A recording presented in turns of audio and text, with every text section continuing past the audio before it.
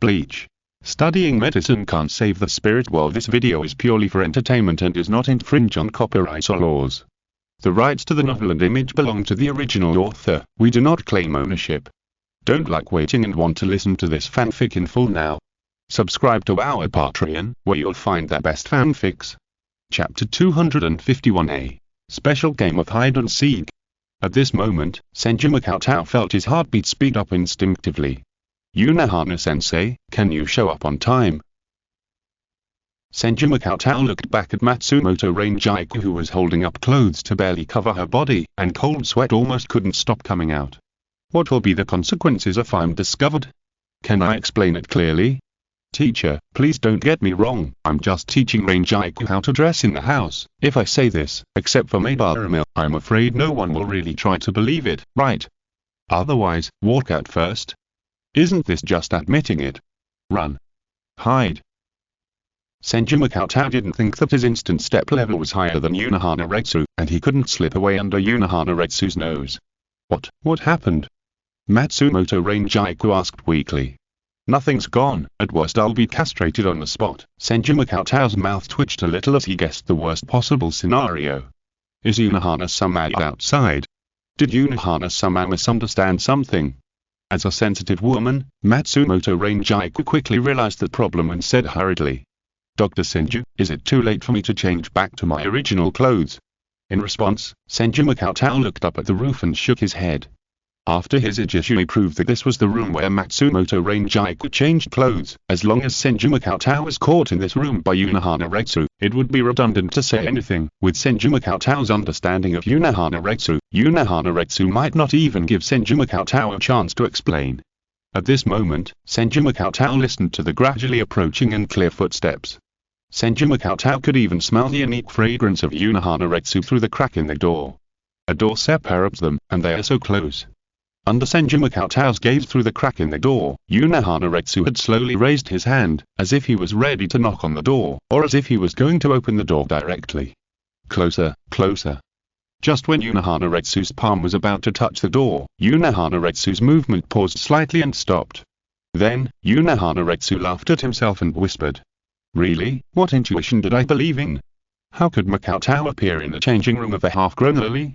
Recently, have you been a little too sensitive? But where did Cheng go? Did he leave in a hurry because there was a patient in the 4th Division who needed emergency treatment? After saying that, Unohana-retsu turned around and said gently to his Ijishuri. Wait a minute, after Rangiku has changed his clothes, you and Rangiku come to find me together. Yes. His Ijishuri answered with a serious expression, as if he had received some important task. Then, in the perspective of Senju Cheng, who was peeping through the cracks, Unohana-retsu put his hands in his sleeves and left dignifiedly and elegantly, as if he was going to accurately supervise the progress of the other female Shinigami in decorating the Senju courtyard.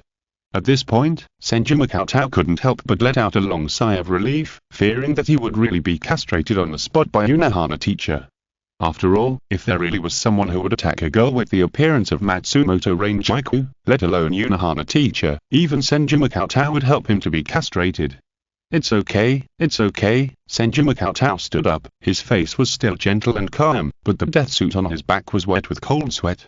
Then, Senju Cheng stopped talking nonsense and was about to get straight to the point with Matsumoto Rangiku, asking her to quickly change clothes and go out, while he quickly sneaked back to the 4th team to deal with the emergency. What? No emergency? There must be an emergency in the 4th team today, Senju Cheng said. Even if there is no emergency, Senju Cheng will definitely create an emergency and deal with it personally. However, at this moment, a sweet voice sounded on the roof. Cheng, are you playing hide and seek here? Senju looked up and saw Kusakayaru squatting on the beam, blinking his cute big eyes at Senju and Rangiku Matsumoto, who was still half naked. Senju. Yaru.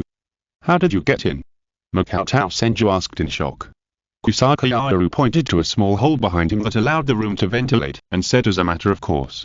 I walked in. Senju looked at the tiny hole, feeling helpless. I'm afraid, Kusakayaru is the only one in the entire Seireitei who can say this so matter-of-factly. If it was Yunohana-retsu's heart alone would not be able to support her passing through this small hole used to allow the room to ventilate. Hey, the next moment, Kusaka Yaoru flicked over and landed lightly, tilting her head and asking, "Brother Makatao, so are you playing hide and seek? I just saw Captain Yunohana looking for you, but you were hiding behind that door without moving."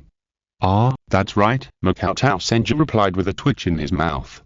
But, when Makatao was playing hide and seek, why did he let this? Kusaka Yaoru looked at Rangiku Matsumoto and said, "The blonde sister who will be evil in the future is naked." "Ah? This, Makatao Senju temporarily ignored what Kusaka Yaoru meant by the future being evil, but facing such an innocent question, Makatao Senju had no idea how to explain it. The most important thing is that Makatao Senju is undoubtedly worried that there is something wrong with his explanation, and Kusaka Yaoru, who has a childlike and lively personality, will spread the news to the whole Seireitei. Makatao Senju, the vice-captain of the 4th Division, is playing hide and seek with a naked girl in the room. If this kind of thing is spread from Kusaka Yaoru's mouth, what will happen? I'm afraid that by then, even sulfuric acid will not be able to wash Makatao Senju clean." Actually, Senju Makatao, who has always been kind and honest, was a little stuck at this moment and didn't know how to explain. At this moment, Matsumoto Rangiku raised a finger and said to Kusaka Yaoru, "It's a cure. Dr. Senju is helping me with my illness." Huh. Kusaka Yaoru seemed to be a little curious and said, "Brother Makatao, I want to see you cure the disease. I heard that Brother Makatao is very good at acupuncture. I want to see Brother Makatao give this evil blonde sister acupuncture and cure her illness." Immediately, Senju Makatao followed Matsumoto Rangiku's explanation and said, "No, I just checked it out. Rangiku is very healthy. Her future development is quite promising. No additional treatment is needed." Then, Senju Makatao coughed lightly and said, "Rangiku, put on your clothes. I'm going back to the 4th Division to deal with team affairs." After a pause, Senju Makatao did not forget to remind Kusaka Yaoru in a low voice and said, "Yaorai, please don't tell Yunohana-sensei about my whereabouts. I'm playing hide and seek with Yunohana-sensei." Chapter 252 next time. Then, Makatao Senju carefully bypassed everyone and sneaked out of the courtyard, heading straight to the direction of the 4th Division's barracks, and then began to deal with the emergency. During this period, Makatao Senju did not forget to pay attention to Yunohana-retsu's various reactions through Yulutekulyu, and confirmed that neither Matsumoto Rangiku nor Kusaka Hakurai had revealed the truth, and then his half-hearted heart was completely put down. Finally, Makatao Senju was busy with the emergency in the 4th Division until late at night, and then he dragged his seemingly tired body back to the Yunohana courtyard. When Makatao Senju carefully walked into the Yunohana courtyard, his eyes subconsciously looked at the places where Yunohana-retsu usually drank tea and arranged flowers, but there was no one at all. Huh? Not here?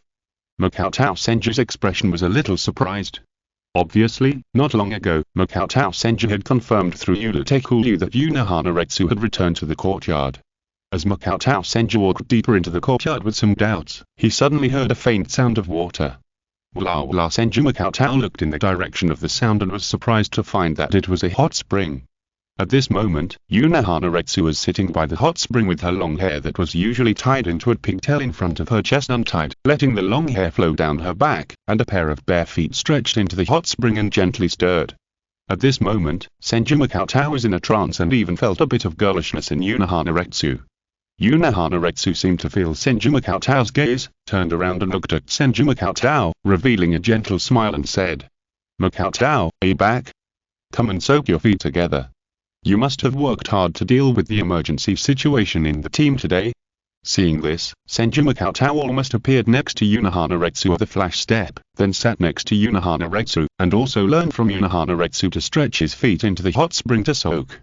I have to say, when you are tired, soaking your feet is undoubtedly an extremely comfortable enjoyment, especially when there is Yunohana-retsu sitting next to him, with a gentle look and feet as white and delicate as crystal jade. For a moment, Senju Makatao felt the feeling called pleasure both physically and mentally. Then, Yunohana-retsu asked about the emergency situation that occurred in the team in a gentle tone. However, even though Senju Makatao was immersed in enjoyment, he still described it flawlessly as if he had rehearsed it countless times. "You have worked so hard, Makatao," Yunohana-retsu smiled gently. Fortunately, it's fortunate that I can chat with Unohana teacher, and the fatigue from work seems to have completely disappeared. Senju Makoto replied. Unohana Retsu's smile became even gentler. It's just that, Makoto, you forgot something very important. Matsumoto Rangiku also has a certain degree of spiritual pressure. As soon as these words came out, Senju Makoto's expression froze instantly, and he completely realized something. At the time, Senju Makoto created a temporary ghost barrier in the house that could isolate sound and spiritual pressure. Unohana Retsu could not sense the spiritual pressure fluctuations in the house from outside. Then, before leaving, Unohana Retsu specifically asked his Ijishue to bring Matsumoto Rangiku to see her, and Unohana Retsu must have understood at the first sight of Matsumoto Rangiku that Senju Makoto was definitely in the house before and covered up Matsumoto Rangiku's spiritual pressure fluctuations. Makoto, when did you learn the ghost barrier? Unohana Retsu asked casually, but with a bit of concern. Senju Makoto's mouth twitched, and he answered truthfully. After seeing Kuchika Hibiki use it last time, I specially learned it from the Kuchika family.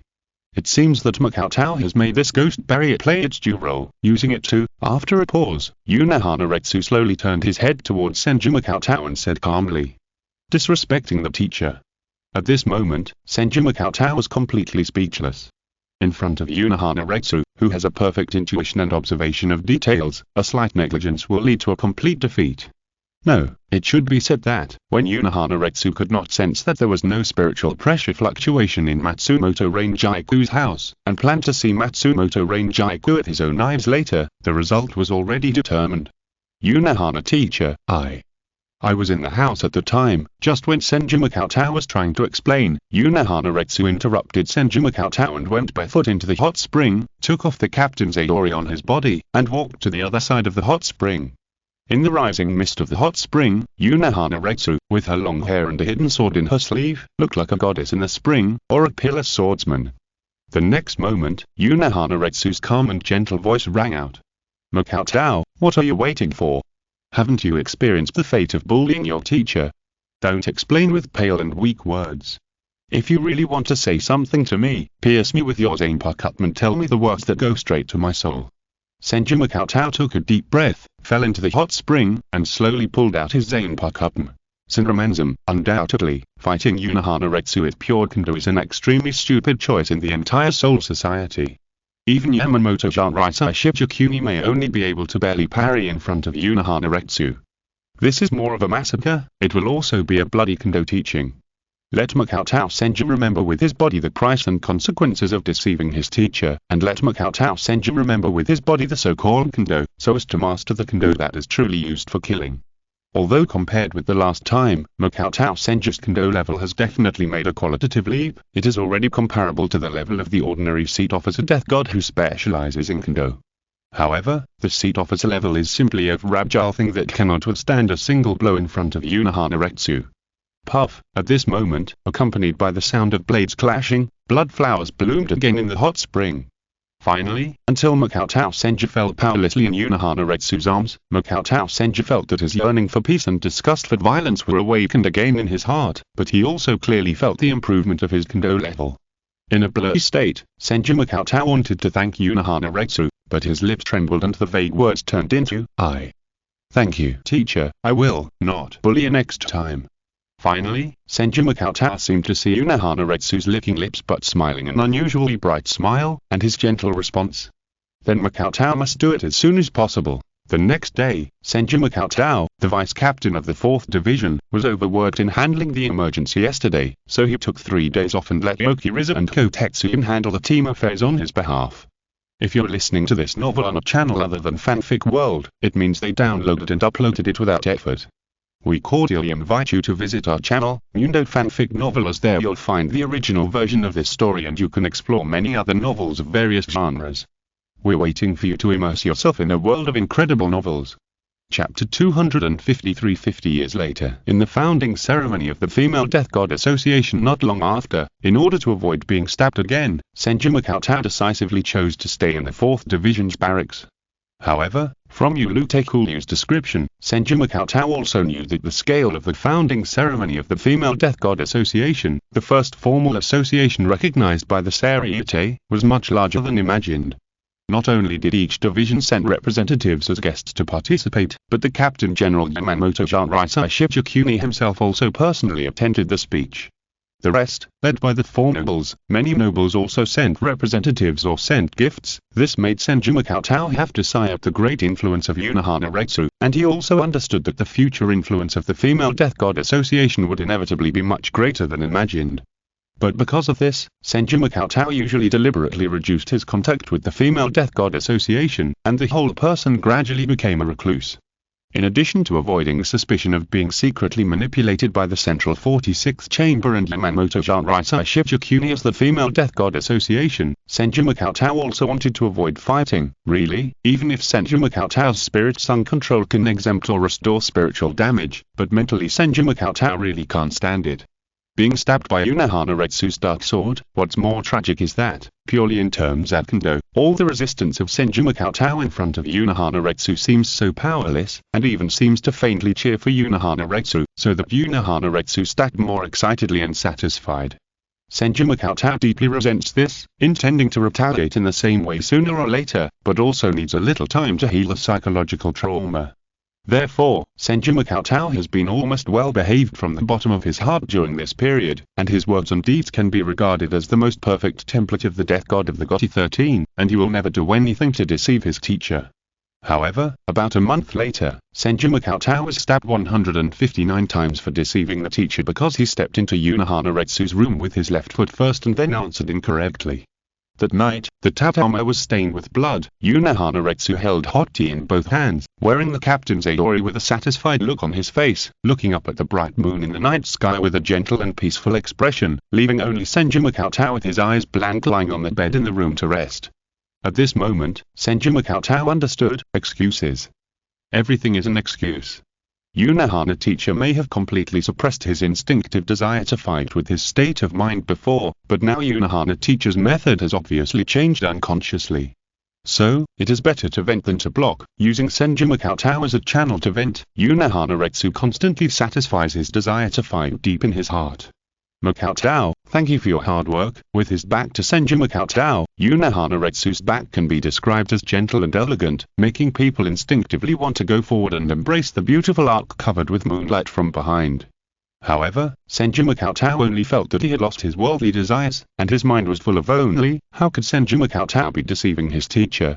He was clearly being deceived by his teacher. More importantly, Senju Cheng knew that he would probably have to endure this kind of suffering for quite a long time, at least to have the ability to resist Unohana Retsu in the sword. It's just that the time is 10 years, 20 years, or nearly 50 years later. For the long-lived Shinigami, compared to the short life of humans, the time of Shinigami often passes by so unknowingly. Compared to the chaotic Seireitei after the hollowification incident 50 years ago, in the past 50 years, the losses suffered by the 13th Division of the Gotti have already been fully recovered. In addition, in the past 50 years, the Soul Society seems to be quite peaceful, and there has been almost no battle that requires more than 2 captains. Therefore, except for Shiba Kyan, the head of the Shiba family, one of the 4 great nobles, who served as the vice-captain of the 13th Division, and Shiba Ishin, the former vice-captain of the 10th Division, who was promoted to the captain of the 10th Division, the overall position changes of the 13th Division of the Gotti have not changed much compared to 50 years ago. At this moment, during the graduation ceremony of the Shinigami Academy of Spiritual Arts, a man wearing the armband of the lieutenant of the 4th Division slowly walked into the venue. With gentle eyes and a pair of white glasses on his nose, this man looked extremely gentle and harmless, and he exuded a scholarly aura. Behind this man, 2 female Shinigami, one tall and one petite, followed closely on the left and right. Hey, why did the 3rd seat of the 4th Division, Kotetsu, and the 4th seat of Ioki, appear at the same time? Usually, isn't there only one person who recruits new members on the spot? Wait, that one, the armband of the lieutenant, could it be the rumored vice-captain of the 4th Division, Senju Cheng? TSK? Is a mere vice-captain worthy at the word in the rumor? When I join the Gotti 13th Division, I will become, hush. Before the tall and burly graduate could finish his words, the other graduates around him looked at the graduate with eyes that showed he was a fool, angry eyes, or pity. Hey, don't you usually care about the news inside the 13th Gotti squad? In the Seireitei, Vice-Captain Senju is someone who must not be provoked. A graduate with a tattoo on his face reminded carefully. The tall graduate was stunned and asked, "Could it be that Vice Captain Senju is very strong?" No, according to rumors, Vice Captain Senju is extremely good at judo and medical skills, but his body and combat ability are very weak. He is obviously a doctor, but he needs to take several days of sick leave every month to recuperate. After a pause, the tattooed graduate continued. It's just that the Female Death God Association and the Seireitei completely regards Vice Captain Senju as a group pet. If anyone dares to say bad things about Vice Captain Senju behind his back, extremely terrible things will happen. However, the tall graduate said loudly with an expression of disapproval. TSK, so this so-called Thousand Hands Vice Captain is just a woman who relies on others. Before the tall graduate could finish, an orange-haired figure suddenly appeared in the air behind the tall graduate, and put his arm around the tall graduate's neck, and then the whole person flicked from mid-air to the ground. In an instant, under the huge inertia, the tall graduate was almost like being pulled by the neck and rotated 360 degrees in the air, and then his head was pressed heavily on the floor. Bang! The graduates around. Chapter 254. Matsumoto Ranjaiku's counterattack. Then, the orange-haired figure slowly stood up from the ground, and with the back of his hand, he lifted the hair that fell on his chest to his back in a charming and beautiful way. Under the gazes of many people, the orange-haired figure straightened his waist, revealing his exaggerated figure that could not be concealed by the graduate uniform without any shyness. The whiteness and abyss that could not be covered by the clothes on his chest made some young male graduates swallow their saliva. That person can't be the beautiful Matsumoto Ranjaiku. Sure enough, it's really a beautiful woman. Damn, this is a graduation ceremony. Even if it's Matsumoto Ranjaiku, it's too white. No, it's too big. What am I talking about? I'm so envious. Amid the voices of discussion, Matsumoto Ranjaiku's face showed a hint of surprise and shouted, "Hey!" Someone fell down. It seems that he is unconscious. You are not dead. Graduates. How did the tall graduate fall down? Didn't Matsumoto Ranjaiku know? He was knocked down by Matsumoto Ranjaiku in an instant. Is there any senior who knows the way of judo? Hurry up and treat him. Matsumoto Ranjaiku asked politely, but he had already squatted down, his hands glowing green, as if he was going to treat the tall graduate. However, hey, isn't that right? This is the healing way of judo. This is the killing way of judo, right? However, from this angle, it's so white and dazzling. For a moment, as if they were dazzled by the dazzle, some graduates who knew a little about the way of judo didn't say anything to stop Matsumoto Ranjaiku, and let Matsumoto Ranjaiku treat the tall graduate. At this moment, a gentle and somewhat scolding voice sounded behind Matsumoto Ranjaiku. "Ranjaiku, are you fooling around again?" Matsumoto Ranjaiku looked back and saw that it was Senju Cheng-ge. Matsumoto Ranjaiku quickly stood up, and her upper body seemed to be so excited that she unconsciously leaned slightly towards Senju Cheng-ge, and said happily, "Cheng-ge-kun. Great, you really came to attend my and Shuei's graduation ceremony. I'm so happy." Senju Cheng-ge raised his eyes slightly, avoiding the gaze between him and the abyss, and a helpless look appeared on his face. Matsumoto Ranjaiku's development ability is indeed the best in the history of Seireitei. When she was a girl, it was obvious. However, as she grew older, Matsumoto Ranjaiku's holy text has reached a level that shocked the entire Female Death God Association. What's even more outrageous is that Senju Cheng-ge didn't make any contribution at all during Matsumoto Ranjaiku's development period. But because Matsumoto Ranjaiku was actually a maid of the Senju family, a rumor started from nowhere in the Female Death God Association. Dr. Senju's massage level has reached the pinnacle, and Matsumoto Ranjaiku's counterattack and development are entirely due to Dr. Senju. This outrageous rumor was spread with details, and even the frequency of massage that Senju Cheng-ge helped Matsumoto Ranjaiku to promote development was described as being very real. For a time, Senju Cheng-ge's title of the person who can save the entire soul society of women became more and more real. As Matsumoto Ranjaiku's figure gradually became hot, her personality also changed greatly, and she especially liked to tease Senju Cheng-ge. The number of times that this convenience and welfare seemed to be specially given to Senju Cheng-ge was difficult to count. "Ranjaiku, you need to be careful in this situation," Senju Cheng-ge said straightly.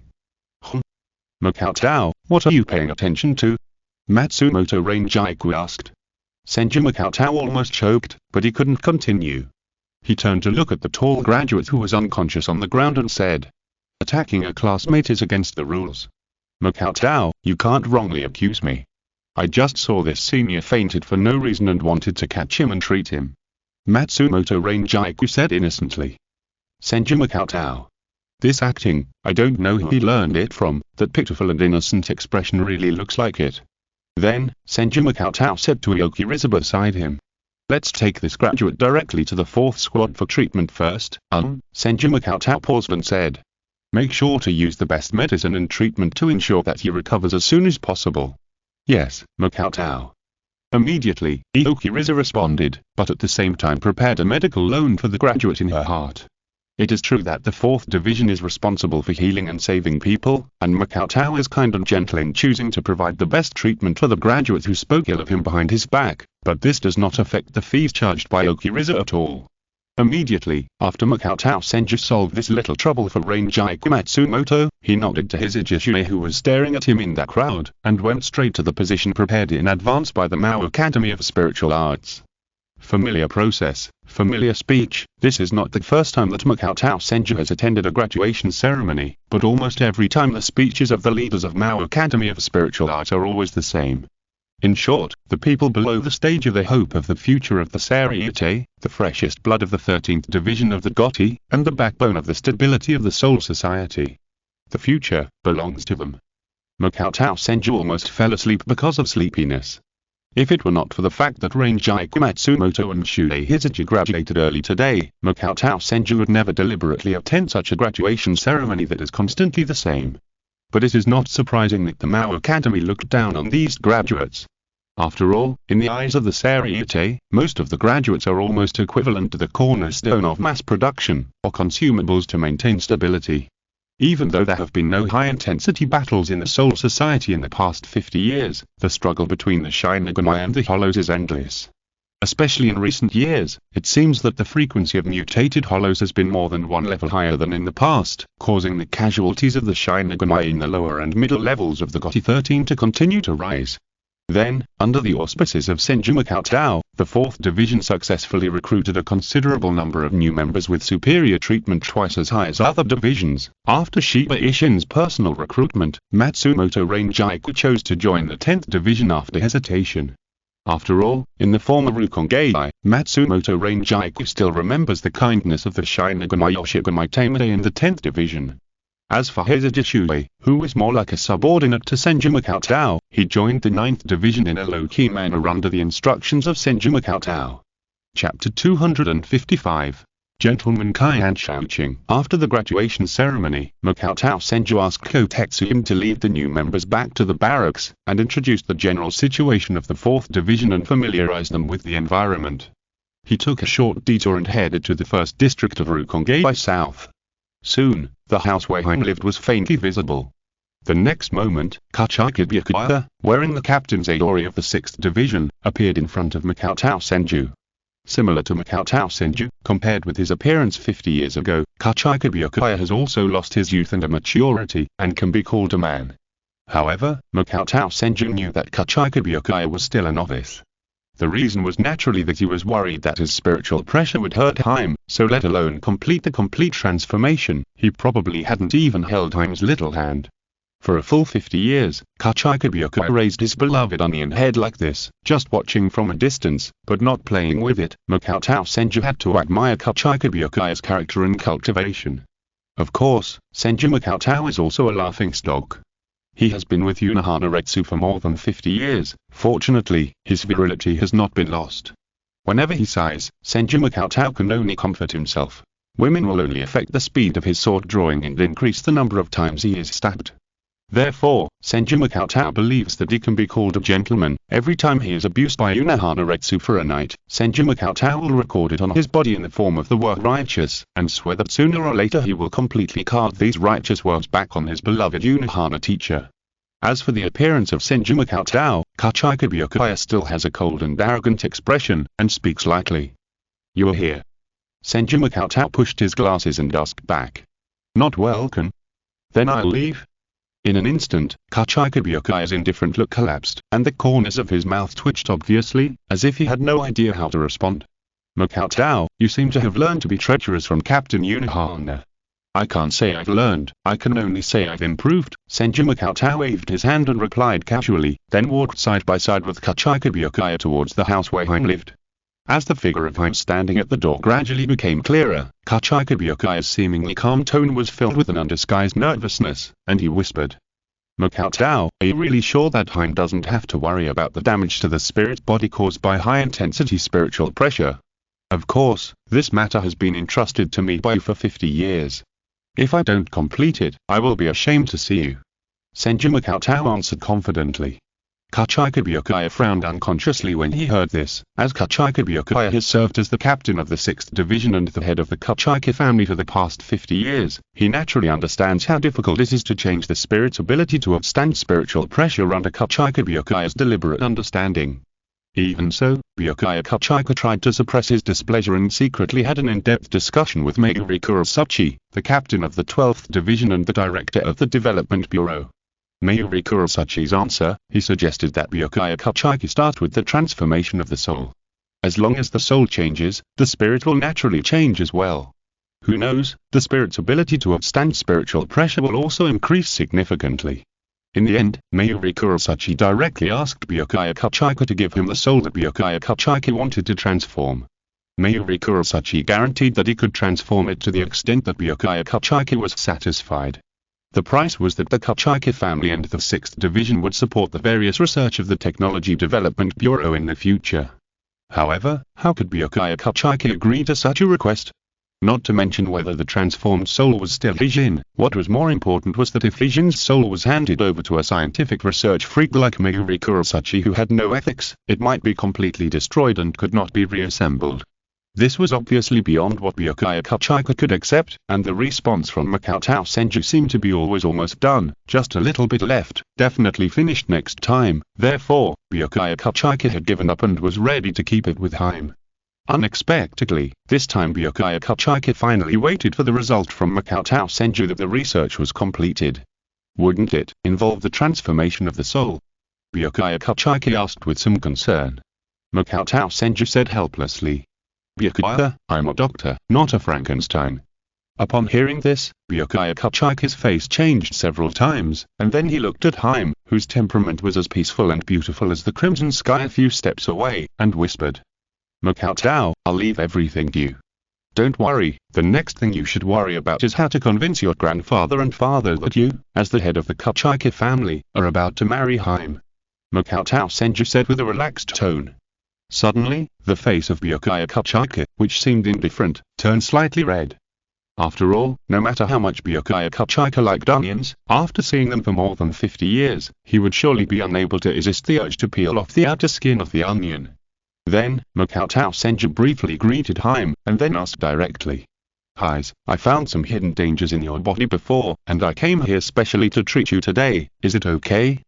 Upon hearing this, Haim was slightly startled, but subconsciously looked at Byakuya Kachika. Haim was not a fool who was slow in feeling, but a very sensitive woman.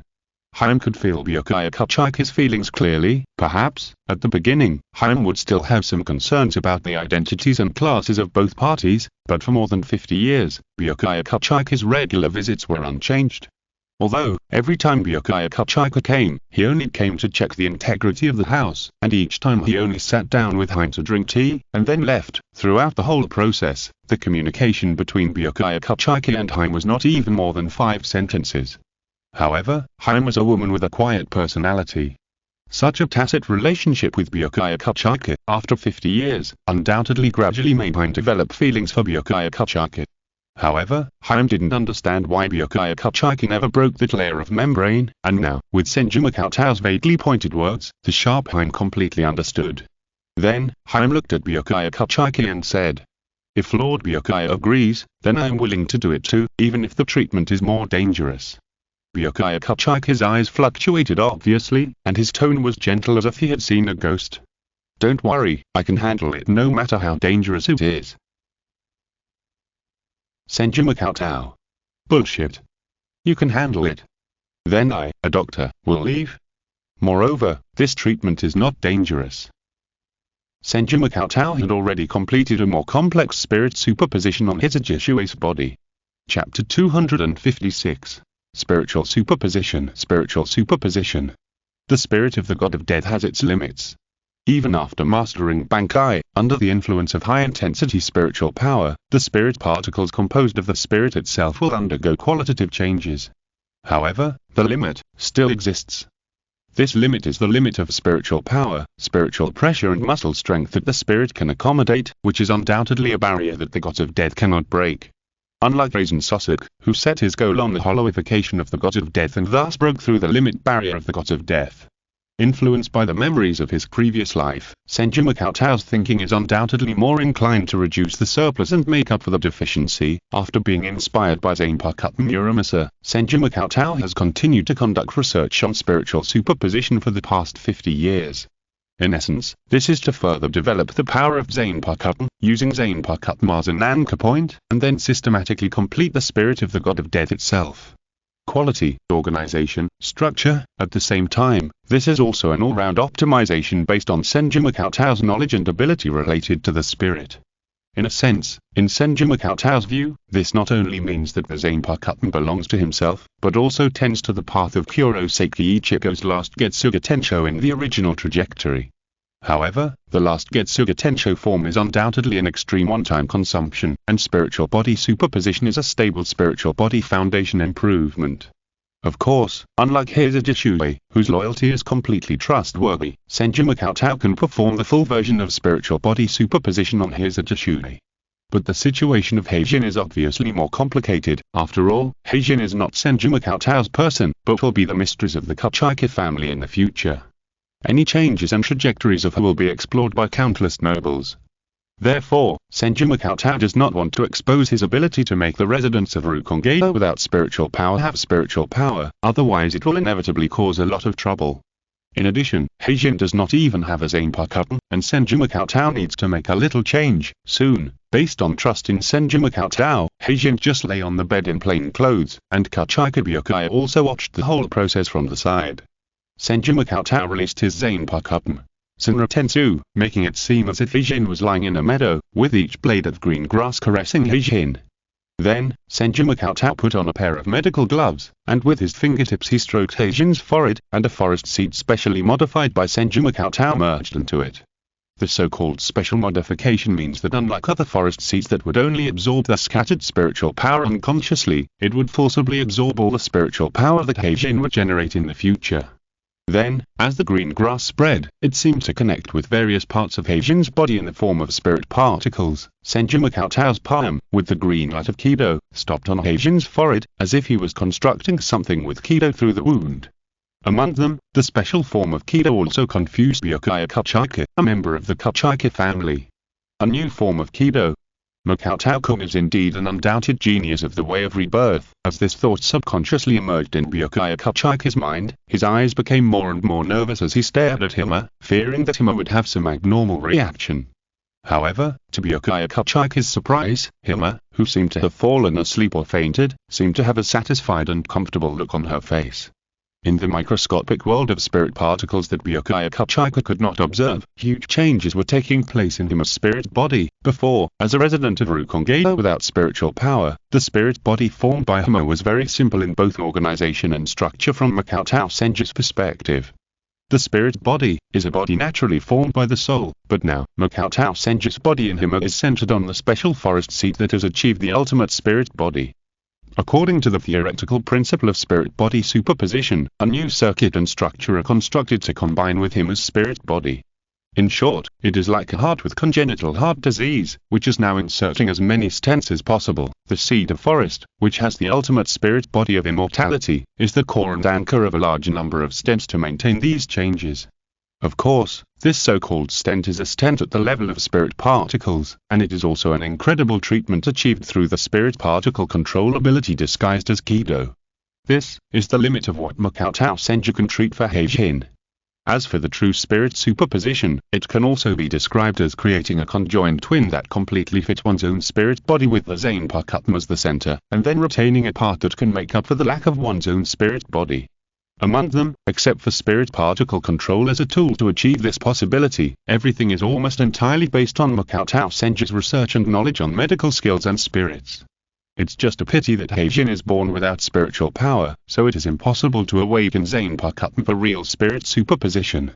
Therefore, Senju Makoto could only achieve the treatment by leaving seeds in Heim's body, and similarly, the seeds would take root, sprout, and then grow branches and leaves. Although Senju Makoto said it was quite easy, the treatment time was undoubtedly far beyond Kachikabyuki's imagination. 1 hour, 3 hours, 6 hours, until the night was completely dark, Senju Makoto almost maintained the initial action.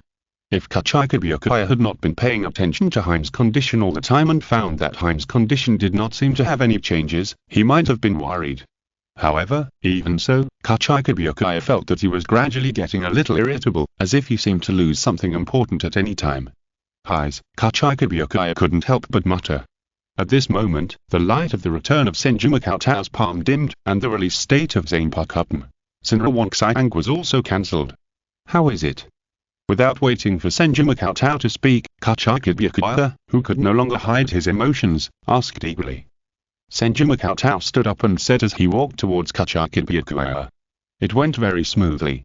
Just when Senju Makoto thought that Kachikabyuki would thank him, Kachikabyuki walked right past Senju Makoto, sat on the edge of Haijima's bed, grabbed Haijima's hand, and spoke affectionately. Haijima, did you hear that? Finally, Chapter 257. Hutomundo Incident. Senju Makoto. Senju Makoto glanced at his hand that he had just raised to shake hands, and took it back without any expression.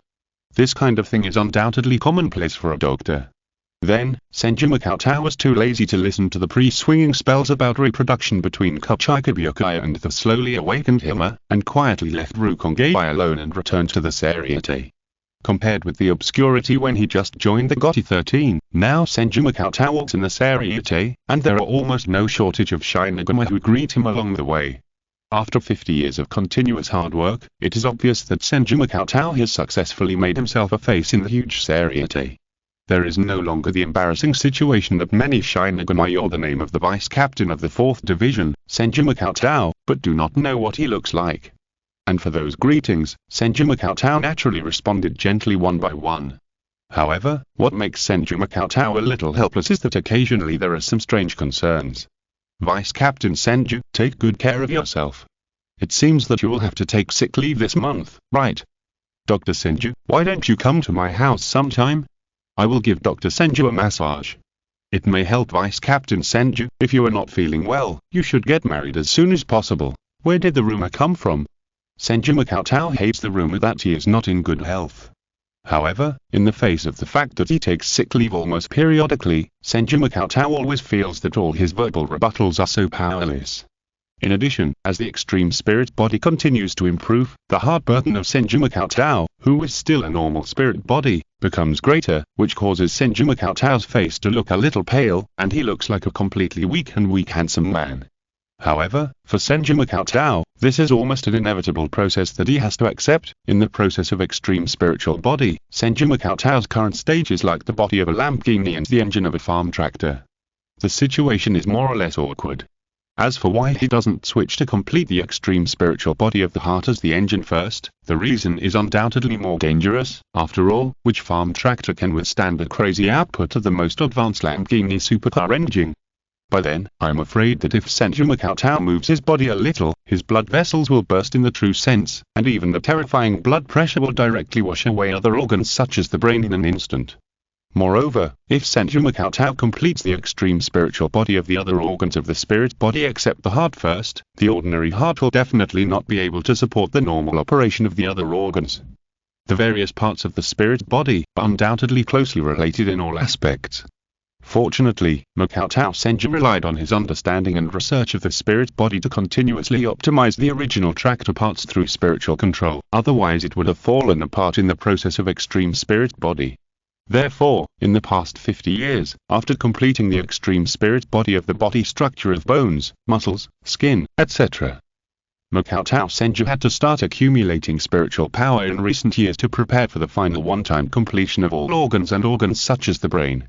The increase in spiritual power and the change in spiritual pressure, these are undoubtedly the most difficult to completely hide at ordinary times, which also makes Makoto Senju have the spiritual pressure of the captain level in the eyes of many captain level Shinigami. At the captain's meeting, if it weren't for Unohana's repeated pressure, I'm afraid Makoto Senju would have received the order for the captain's assessment and was ready to go to the second or third squad, which still has a vacant captain. Soon, Makoto Senju returned to the Unohana courtyard where he had lived for more than 50 years. When he opened the door of the courtyard, a gentle voice sounded as if he was accustomed to it. Cheng-ge back? Senju Cheng looked in the direction of the voice, and what caught his eye was Unohana Retsu, who was sitting under a pavilion and sipping tea leisurely. I'm back, Unohana teacher. Senju Cheng also sat directly in front of Unohana Retsu, and his actions were undoubtedly a little more presumptuous than his previous obedient actions as a disciple. Bullying the teacher. It is impossible not to bully the teacher in this life, and Senju Cheng can only maintain his happiness by bullying the teacher regularly. Anyway, even if Senju Cheng does not actively bully the teacher, under the attack of Unohana Retsu's knife addiction, Senju Cheng will passively bully the teacher and become a beggar. Therefore, Senju Cheng is undoubtedly gradually letting go of himself completely. Unohana Retsu's gentle eyes looked at Senju Cheng's attitude that seemed to really regard himself as the owner of the courtyard, and he was not angry at all. Instead, he poured a cup of tea for Senju Cheng, and pushed the tea and snacks in front of him in front of Senju Cheng, and said, "Try it. I'm trying out new products today when I'm free." Senju Makoto's eyes lit up slightly, and he tasted them carefully one by one. It must be said that Unohana Retsu's talent in cooking seems to be fully realized. In addition to the good appearance, these snacks are also sweet and delicious, each with its own flavor. With a pot of tea, it is undoubtedly a great enjoyment.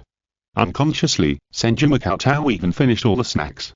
Seeing this, Unohana Retsu's gentle eyes slightly curved, and based on the frequency and order of tasting different snacks by Senju Makoto, he already understood the direction of improving the snacks that better suited Senju Makoto's preferences.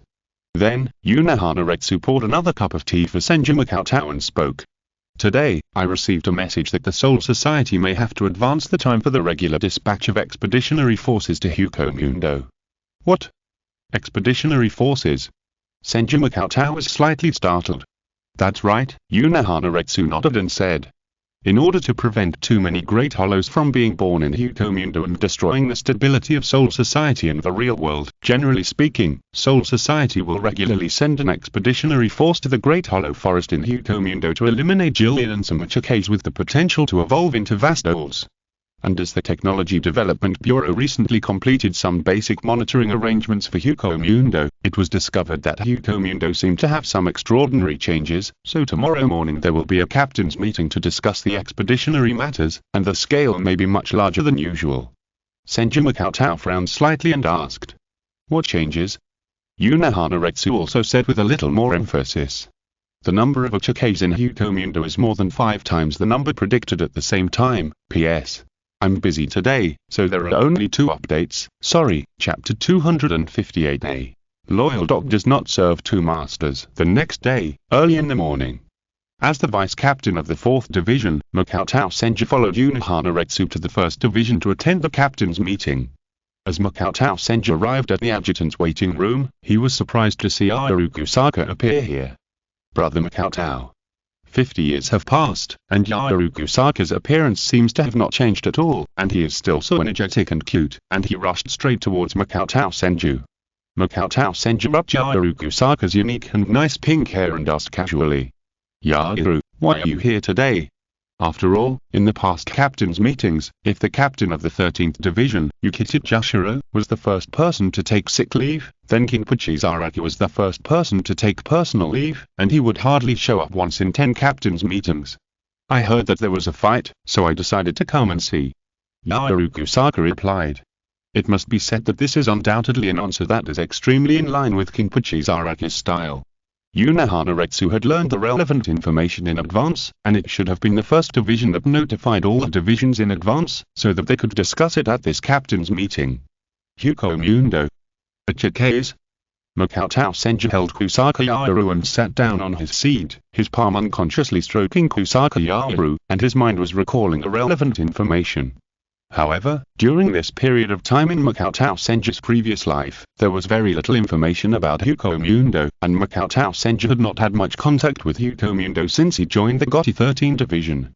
The only chess piece that was left behind, Synopsis, had continuously provided Makoto Senju with a large amount of spiritual power in the past 50 years, and the amount provided now had reached a level far exceeding that of Kensei Rokurume. Therefore, Makoto Senju had to wonder whether Synopsis had evolved into a great hollow of the level of vast old. As Soul Society gradually stabilized, the changes in senior positions were not obvious. Makoto Senju and the lieutenants present had been getting along for decades, and they were obviously not strangers to each other. Therefore, Senju Makoto's behavior of holding Kusaka Yarai like a child did not cause any ripples at all. Instead, many vice captains nodded to Senju Makoto. Except for one person, the eyes that looked like a fox and a venomous snake stared at Senju Makoto implicitly, and seemed to have malice that was difficult to conceal. Ichimura Jin. Compared with 50 years ago, Ichimura Jin is no longer a teenager. His spirit has undoubtedly matured completely, and the aura he exudes is becoming more and more dangerous and unpredictable. However, with the arrival of Omi Takeyoshi, and sitting directly between Senju Makoto and Ichimura Jin, his plump and rounded figure completely blocked Ichimura Jin's sight. And Omi Takeyoshi was unaware of it, and greeted Senju Makoto with a kind face. Mr. Makoto, I have collected some medicinal herbs with excellent nourishing effects recently. Do you want me to send you a badge for research? Senju Makoto. Medicinal materials, then we can just go through the normal channels and have the 4th division purchase them. What's the point of emphasizing nourishment and letting him study them? At this moment, Senju Makoto couldn't help but take out a mirror to see how pale his face was. Was it more frightening than expected? Even the emotionally intelligent Omita Nozomi couldn't help but remind him of his concern in this way. Just when Senju Makoto was about to say no to Omita Nozomi, he suddenly felt a caring look from the corner of his eye. Senju Makoto's eyes moved slightly, and he noticed the petite and slender figure that was almost completely blocked by Omita Nozomi's plump and round figure. Although the mask covered most of his face, Senju Makoto still recognized that it was undoubtedly Seireitei in an instant. But when Senju Makoto looked at Seireitei's eyes seemed to have completely returned to calm, as if the concern that just unconsciously revealed was an illusion. And Omita Nozomi thought that Makoto Senju had some doubt about Seireitei's appearance in the adjutant's waiting room, so he took the initiative to explain before Makoto Senju could speak. This is the order of the 1st division, and I am specially ordered to bring Seireitei to the adjutant's waiting room. After a pause, Omita Nozomi whispered to Makoto Senju's ear and whispered. However, as far as I know, Seireitei is about to take the captain's test. Upon hearing this, Makoto Senju looked up at Omita Nozomi with some surprise. Is it appropriate to disclose such a matter concerning his future boss to an outsider like himself? However, Omita Nozomi winked at Makoto Senju and continued to whisper. Soon, I will almost be ready to step down as the vice captain of the 2nd division, and then that brat Kichiyo will serve as Seireitei's adjutant. Makoto-kun has to teach the brat a lot. Makoto Senju showed a clear look, and then responded to Omita Nozomi with a no-problem gesture. Obviously, Omi Takeyoshi, who has a very high level of emotional intelligence and licking, obviously knows very well when the most appropriate time to invest is. Rather than still occupying this position, it is better for his son Omi Takeyoshi to take over as adjutant when the new captain of the 2nd team takes office. When it comes to how to properly cultivate the relationship between superiors and subordinates with the boss, it is definitely not for the subordinate to easily solve all matters and take the power. On the contrary, Omi Takeyoshi and Seireitei went through this hectic period together, which will definitely make Seireitei trust such a vice captain more and regard him as her own. Of course, Senju Makoto also had to doubt Omi Takeyoshi, which was also a way to show loyalty to Shifen Yuan Yorishi, who was far away in the world. It can be said that a loyal dog does not serve 2 masters. And just as Senju Makoto and Omi Takeyoshi were whispering to each other, a hell butterfly slowly flew in and landed on the finger of the vice captain of the 1st team, Suzuki Chojiro. Then, Suzuki Chojiro, who knew the order, immediately stood up and said loudly, Captain General's order, the 4th Division Vice Captain Makoto Senju, the 5th Division Vice Captain Jin Ichimura, and the 2nd Division member Seireitei are now heading to the captain's conference room. This order, which was different from the past, was given, and almost all the vice captains in the adjutant's waiting room were stunned. However, no matter how confused he was, Makoto Senju still stood up and responded. Yes. Then, Seireitei and Jin Ichimura also responded one after another. Then, under the personal leadership of Chojuro Suzuki, Makoto Senju, Jin Ichimura, and Seireitei left the adjutant's waiting room and headed to the captain's conference room nearby. A specially made captain's conference room door also slowly opened for the first time in front of Makoto Senju. Chapter 259. People of the same kind? Captain's meeting room. In name, it is the highest decision-making meeting of the 13th Gotti Division, which is held regularly or opened urgently by the captain of the 1st Division based on the severity of the emergency. Unlike the central 46th chamber, which is composed of 40 sages and 6 judges, the captain's meeting is limited to the 13 captains who are at the top of Seoul society in terms of reputation, status and strength. As the door of the captain's meeting room slowly opened, a bright light also entered Senju Makoto's eyes from the inside out, and the scene inside the captain's meeting room gradually became clear. Standing at the top was the Captain General Yamamoto Seireitei Shifukuni, who looked old but still had a majestic aura. Below him stood the captains wearing captain's Aori and wearing zanpakutō on their waists. Yunohana Retsu, Aiden Sosuk, Kachika Byakuya, Komamura Sajin, Kakushansui, Sosurankaname, Shiba Ishin, Zaraka Kenpachi, Kurasachi Mairi and Jikita Joshiro. Except for the vacant captain positions of the 2nd and 3rd divisions, this captain meeting was a rare occasion where all the captains were present. As the door opened, the captain's eyes swept over. Among them, most of the captains were extremely familiar faces to Makoto Senju. Although no one deliberately burst out spiritual pressure, the spiritual pressure that was accidentally leaked by the 10 captains gathered together was enough to make a Jillian-level hollow unbearable. Makoto Senju subconsciously stepped back half a step, but it was not known whether it was an instinctive reaction or unintentional. Seireitei and Ichimura Jin stood on both sides of Makoto Senju, one on the left and one on the right, and pushed Makoto Senju to the most eye-catching position in the middle. Under the gaze of captains including Yamamoto Seireitei Shifukuni, Makoto Senju could only take the lead in stepping into the captain's meeting room in front of him, walking in the passage between the captains on both sides, and then stopped at a suitable position. The captain positions of the 2nd and 3rd divisions were vacant, and the captains closest to Makoto Senju are Yunohana Retsu and Aiden Sosuk. Before Makoto Senju could think about anything, there came in the hand of Seireitei Yamamoto, which contained the zanpakutō. Raijin Jaka sank slightly and hit the floor. Bang! Seireitei Yamamoto's slightly narrowed majestic eyes fell on Makoto Senju, Jin Ichimura and Seireitei, and he spoke slowly. Makoto Senju, the vice-captain of the 4th Division, was promoted to the captain position by the joint recommendation of the captains of the 5th, 6th, 7th and 8th Divisions. Jin Ichimura, the vice-captain of the 5th Division, was promoted to the captain position by the recommendation of the captain of the 9th Division. Sufeng, the captain of the 2nd Division, was promoted to the captain position by the recommendation of the captain of the 10th Division. As this series of words came out, Makoto Senju was a little confused on the spot. Why did Ichimura Jin and Seireitei only have one captain to recommend them, but I, a marginal person, was jointly recommended by 4 captains? Aiden Sosuk, well, he probably wanted to trick me, which seems understandable. Kachika Byakuya, wouldn't he find out so quickly that marriage is the grave of love and take revenge on me immediately? As for the big dogs Komamura Sajin and Kakushansui, what happened?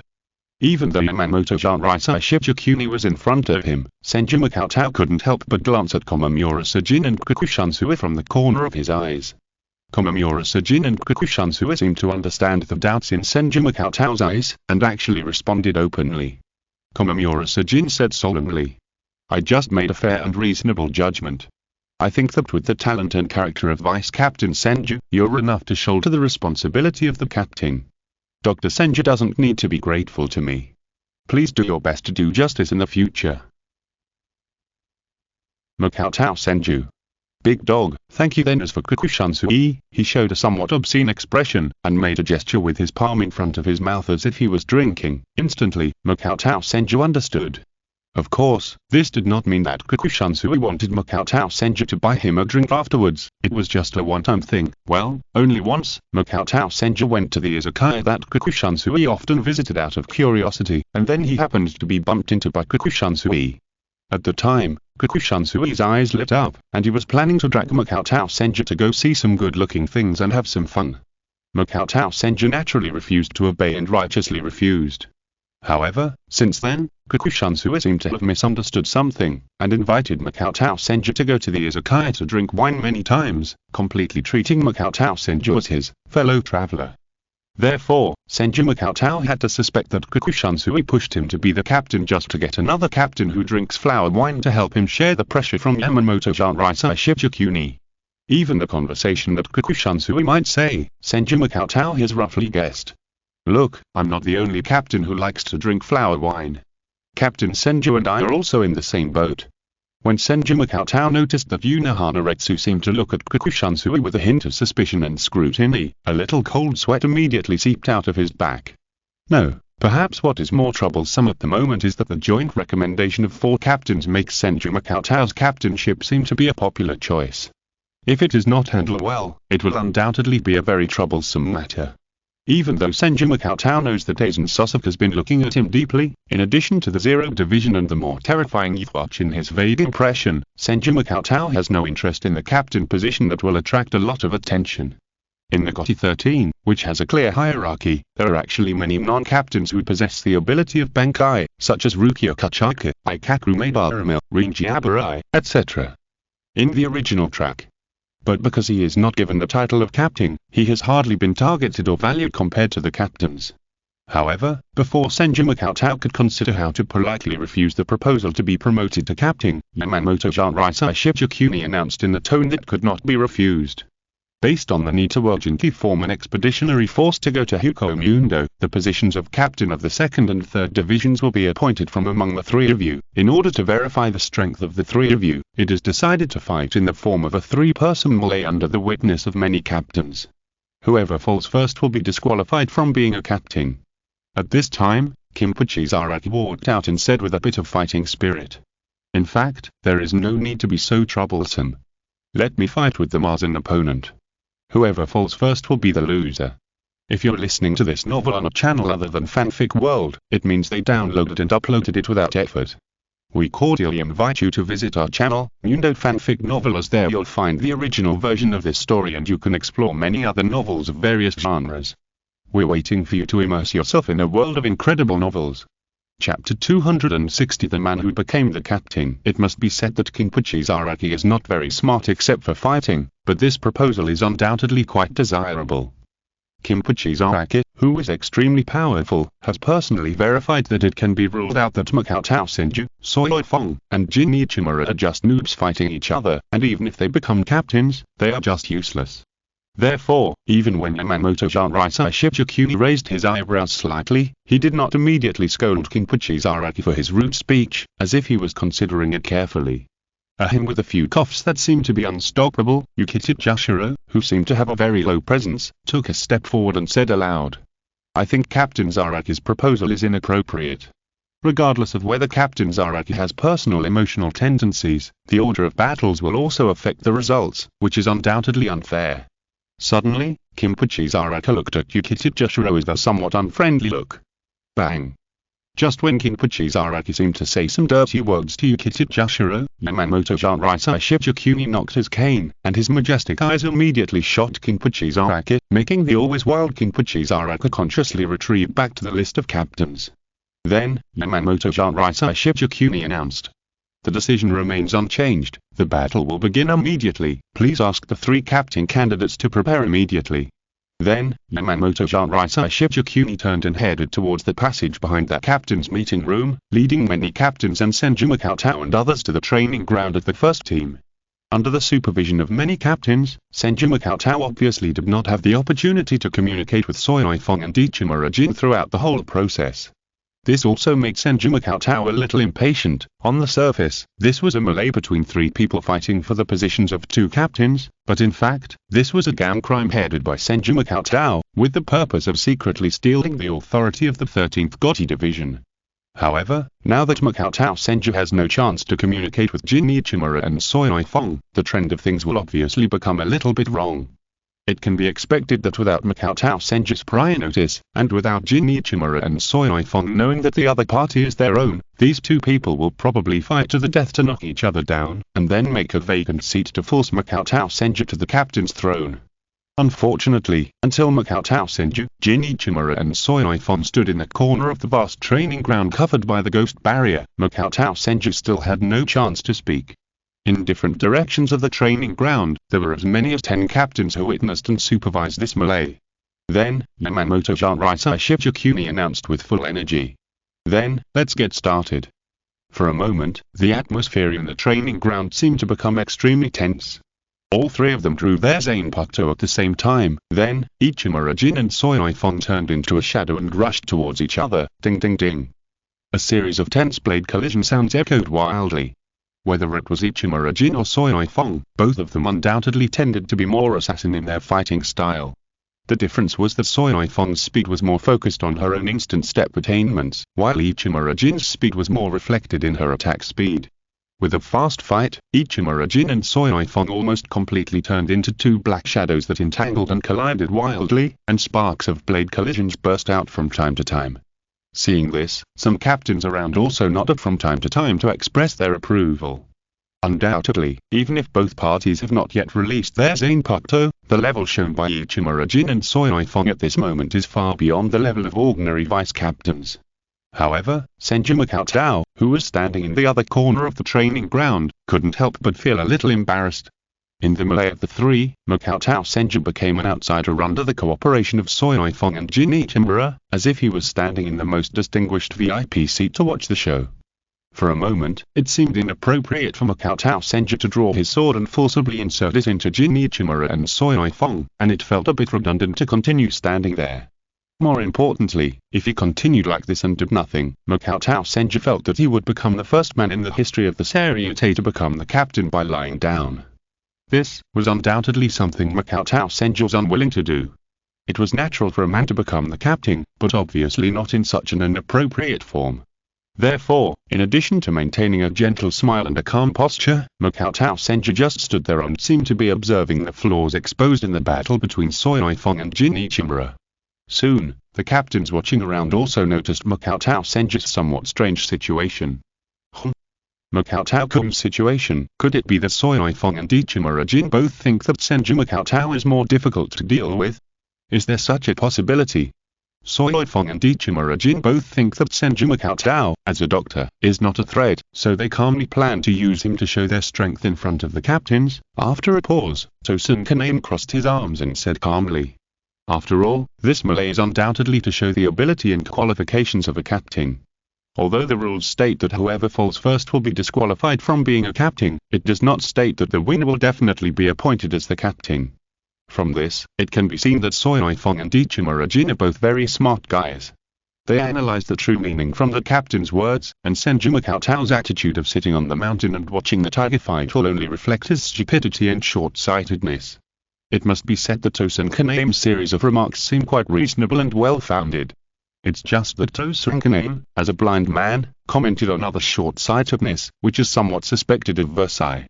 Kikushunsuke, who was standing not far from Cheng-ge, also silently put a label on Cheng-ge. Cheng-ge, Senju Makoto's little black man. In Kikushunsuke's impression, as long as it was about Senju Makoto, Cheng-ge would always belittle Senju Makoto in some way or express his disdain for Senju Makoto. What puzzled Kikushunsuke was that Cheng-ge's usual style of doing things was quite righteous and upright, and he and Komamura Sejin could be regarded as the righteous model among captains. Only when dealing with Senju Makoto, Cheng-ge always seemed to be biased. In fact, Senju Makoto naturally guessed the meaning of Cheng-ge's analysis, but it was precisely because of this that Senju Makoto felt extremely embarrassed. In terms of the turbulent sea, even if part of the seawater formed ice that exposed the sea surface, it would be enough to form a continent. When the strength reaches a certain level, as long as you're a little careless, you may expose your level far beyond that of an ordinary captain. Chapter 261 Bees and Snakes. Among the captains present, only Unohana Retsu knew this clearly. More than 50 years of continuous sword fighting with the first-generation Kinpachi of Soul Society had almost completely integrated certain things into Senju Makoto's instincts. Kendo is instinct. Therefore, Senju Makoto also understood why Unohana Retsu would not easily draw his sword, and why after he really drew his zanpakutō, the urgent instinct to fight almost burst out. Even the current Senju Makoto did not dare to easily draw his sword and take a kendo fighting stance. It was for this reason that Senju Cheng was quite embarrassed when he saw Seireitei and Ichimura Jin, who were now completely fighting in a ball. And in just such a short moment of confrontation, Seireitei and Ichimura Jin had already learned the information they needed in the initial test, and then released their zanpakutō without hesitation. Sting the enemy, Sparrow. Shoot him, Divine Spear. A white light passed by Seireitei's ear in the blink of an eye, and the next moment Seireitei's figure flashed behind Ichimura Jin. The slight stinging pain like a bee sting reached Ichimura Jin's nerves, and Ichimura Jin turned sideways, and the zanpakutō Divine Spear was hidden in the sleeve again and pierced towards Seireitei behind him. For a moment, it seemed that this flaw of Ichimura Jin, which Seireitei had caught in the gap, was undoubtedly more like a trap set by the venomous snake. In order to let Master Senju be promoted, you can only leave. Ichimura Jin's eyes, which had been squinting, opened slightly, revealing a belief and sharpness without a trace of hesitation. In this moment, Seireitei's zanpakutō Sparrow that was stabbing Ichimura Jin had not yet been able to retract, and her body was still in the tendency to attack. The secret mobile team naturally records a lot of information about the Shinigami of the 13th Division, and also records the ability of Ichimura Jin's zanpakutō. However, what Seireitei did not expect was that the extension speed of zanpakutō Divine Spear was so terrifying. It was clearly the attack launched at the moment when zanpakutō Divine Spear was extended. In just such a short moment, zanpakutō Divine Spear had already shrunk and made a precise second shot. It's not just a matter of zanpakutō's ability, but more importantly, Ichimura Jin's attack, which was as precise as the fangs of a poisonous snake, amplified the offensiveness of zanpakutō Divine Spear. At this moment, watching zanpakutō Divine Spear approach Seireitei at a terrifying speed, and piercing Seireitei who was behind Ichimura Jin, secret footwork 3 of 4 make glutes carry. Puff. The sound of clothes being pierced was clearly audible. However, Ichimura Jin's eyes first glanced at the slowly blooming bee pattern behind him, and then glanced at Seireitei, who had retreated 100 meters away in the blink of an eye and was intact. But Seireitei's black clothes from the secret mobile team had disappeared, just like the shell of a golden cicada that had been attacked, revealing her criminal warfare outfit with her back and shoulders exposed. Killing intent gradually filled the two of them. Especially Seireitei, her face was clearly showing resentment, and her still somewhat childish face spoke. It's really unpleasant to be forced to use that annoying woman's move, Ichimura Jin. Oh? An annoying woman? Ichimura Jin's expression was still so unpredictable. Could it be the rumored Sunshine Yoruishi who abandoned you and betrayed the Seireitei? However, Seireitei's reaction seemed unusually calm, and she spoke slowly. You want to irritate me in such a clumsy way? You are so naive, I just hate her. She abandoned her own honor, abandoned countless subordinates who sacrificed their lives for her, and violated the belief of the secret mobile team. She is the shame of the secret mobile team and the 2nd Division. Ichimura Jin narrowed his eyes and sneered as if in praise. I see, so you have completely abandoned the person you once admired. Suddenly, being whipped by Ichimura Jin again and again on the psychological trauma, made Seireitei's disgust for Ichimura Jin's face more serious. What an unpleasant guy, my Bankai is not suitable for frontal combat, nor is it suitable for release in the 1st Division, so I'll just let you see that power. Then, Seireitei raised her head slightly and looked at Senju Cheng, who seemed a little worried and tangled on the other side. Don't worry, Cheng-kun, I won't lose, now. What I have is the power that I have mastered under Cheng-kun's guidance, and what I hold tightly is the bond between Cheng-kun and me. Today will be the day when Cheng-kun and I will be promoted to captains together. The next moment, under Senju Cheng's eyes that could not help but hold his forehead, Seireitei suddenly burst out a large amount of high-concentration white ghost art from her back and shoulders, making Seireitei's entire body seem to be shrouded in a layer of white light. Instant boom. For a moment, not only did Ichimura Jin's squinting eyes open a little, even the expressions of the captains watching the battle around him showed some astonishment. What is this? Obviously, after Shirin Yoruishi initially perfected the instant boom, she never used it in front of outsiders. Now that instant boom is officially used in front of the public for the first time, it is undoubtedly a surprise to the captains. What form is this? Special kitten? No, it's not just kitten, it seems kitten is combined with something else. This is not the ability of zanpakutō, is it a special fighting technique that she has researched? Genius. Seireitei is definitely a genius. For a while, when many captains first saw Shunho, they couldn't help but give it a very high evaluation. Just the aftermath of Shunho is enough to prove that this is undoubtedly comparable to the destructive power of many zanpakutō after Bankai. Only Senju Cheng's expression did not change at all. How much flesh is on Seireitei's body, doesn't Senju Cheng know? In the past 50 years, although Senju Cheng was forced to shed blood in the hot spring countless times, he still did not forget to occasionally make up for the shortcomings of white fighting, and by the way, he instructed Seireitei in the practice of Shunho according to the booklet left by Shifen Yuan Yorishi. Of course, the tone in which Makoto Senju explained instant boom to Seireitei was exactly that. I had such an idea. It was also thanks to Seireitei's full trust in Makoto Senju that she had been practicing instant boom according to Makoto Senju's suggestions. In addition, with Makoto Senju's understanding of spirits, Seireitei undoubtedly avoided countless detours in completing instant boom. Therefore, Seireitei completely mastered instant boom almost 50 years faster than the original trajectory. Chapter 262. Bankai. However, originally this was just a trumpet that Makoto Senju left for Seireitei, and then made up for Seireitei's disadvantage in frontal attack, but Seireitei exposed it so simply. Moreover, Seireitei was used to hit her teammates, which made Makoto Senju feel like he was shooting himself in the foot. Under the influence of Makoto Senju, Seireitei lost the habit of deliberately explaining her abilities, and the whole person almost turned into a white light and rushed towards Ichimura-jin. Ichimura-jin's expression did not change, and while his figure retreated violently, the zanpakutō divine spear in his hand shot at Seireitei again. However, Seireitei in the instant raw state seemed like a high-level kidman in human form, and every move could make the kidman's power burst out with the white fighting moves. Although Seireitei's movement speed may be far less than the speed of the zanpakutō divine spear to retract, it does not mean that Seireitei's dynamic vision cannot capture the retracting trajectory of the zanpakutō divine spear. Just as the zanpakutō divine lance was about to approach Seireitei, the fist wrapped in white light slammed down on the blade of the zanpakutō divine lance. Bang! With a loud bang, Ichimura-jin felt that the zanpakutō divine lance in his hand almost slipped out of his hand under the huge impact force, and even Ichimura-jin had vaguely heard the wailing from the zanpakutō divine lance. For the zanpakutō divine lance, the cost of the blade's extension will undoubtedly make the blade appear slightly more fragile than the equivalent zanpakutō. Originally, the zanpakutō divine lance could make up for this defect by ashing and reorganization. However, as Ichimura-jin once split off a part of his soul, it also caused the zanpakutō divine lance to lose this part of its ability, so that this weakness seemed to be magnified a lot in front of Seireitei, who could capture the extension trajectory. However, despite this, Jin Ichimura's expression did not change at all. Instead, he stopped using his zanpakutō god lance to attack, and flexibly dodged Seireitei's attack. Jin Ichimura's instant step was undoubtedly extremely fast.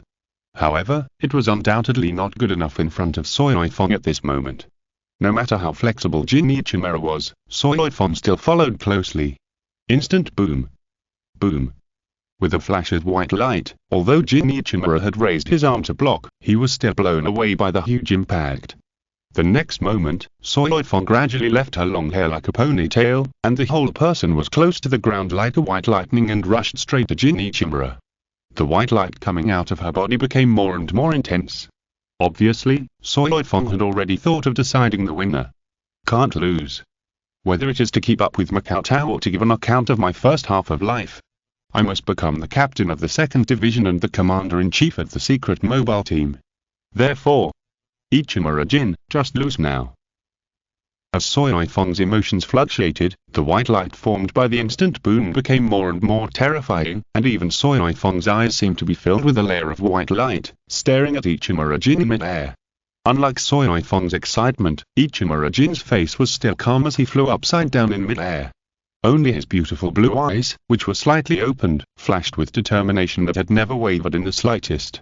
Ichimura-jin didn't even have any extra thoughts in his mind, only two figures seemed to be looking at him, Matsumoto Rangiku, Senju Makoto. The next moment, Ichimura-jin suddenly stepped in the air, just like a poisonous tongue that suddenly raised its head, and one hand pressed against the tail of the zanpakutō sacred spear.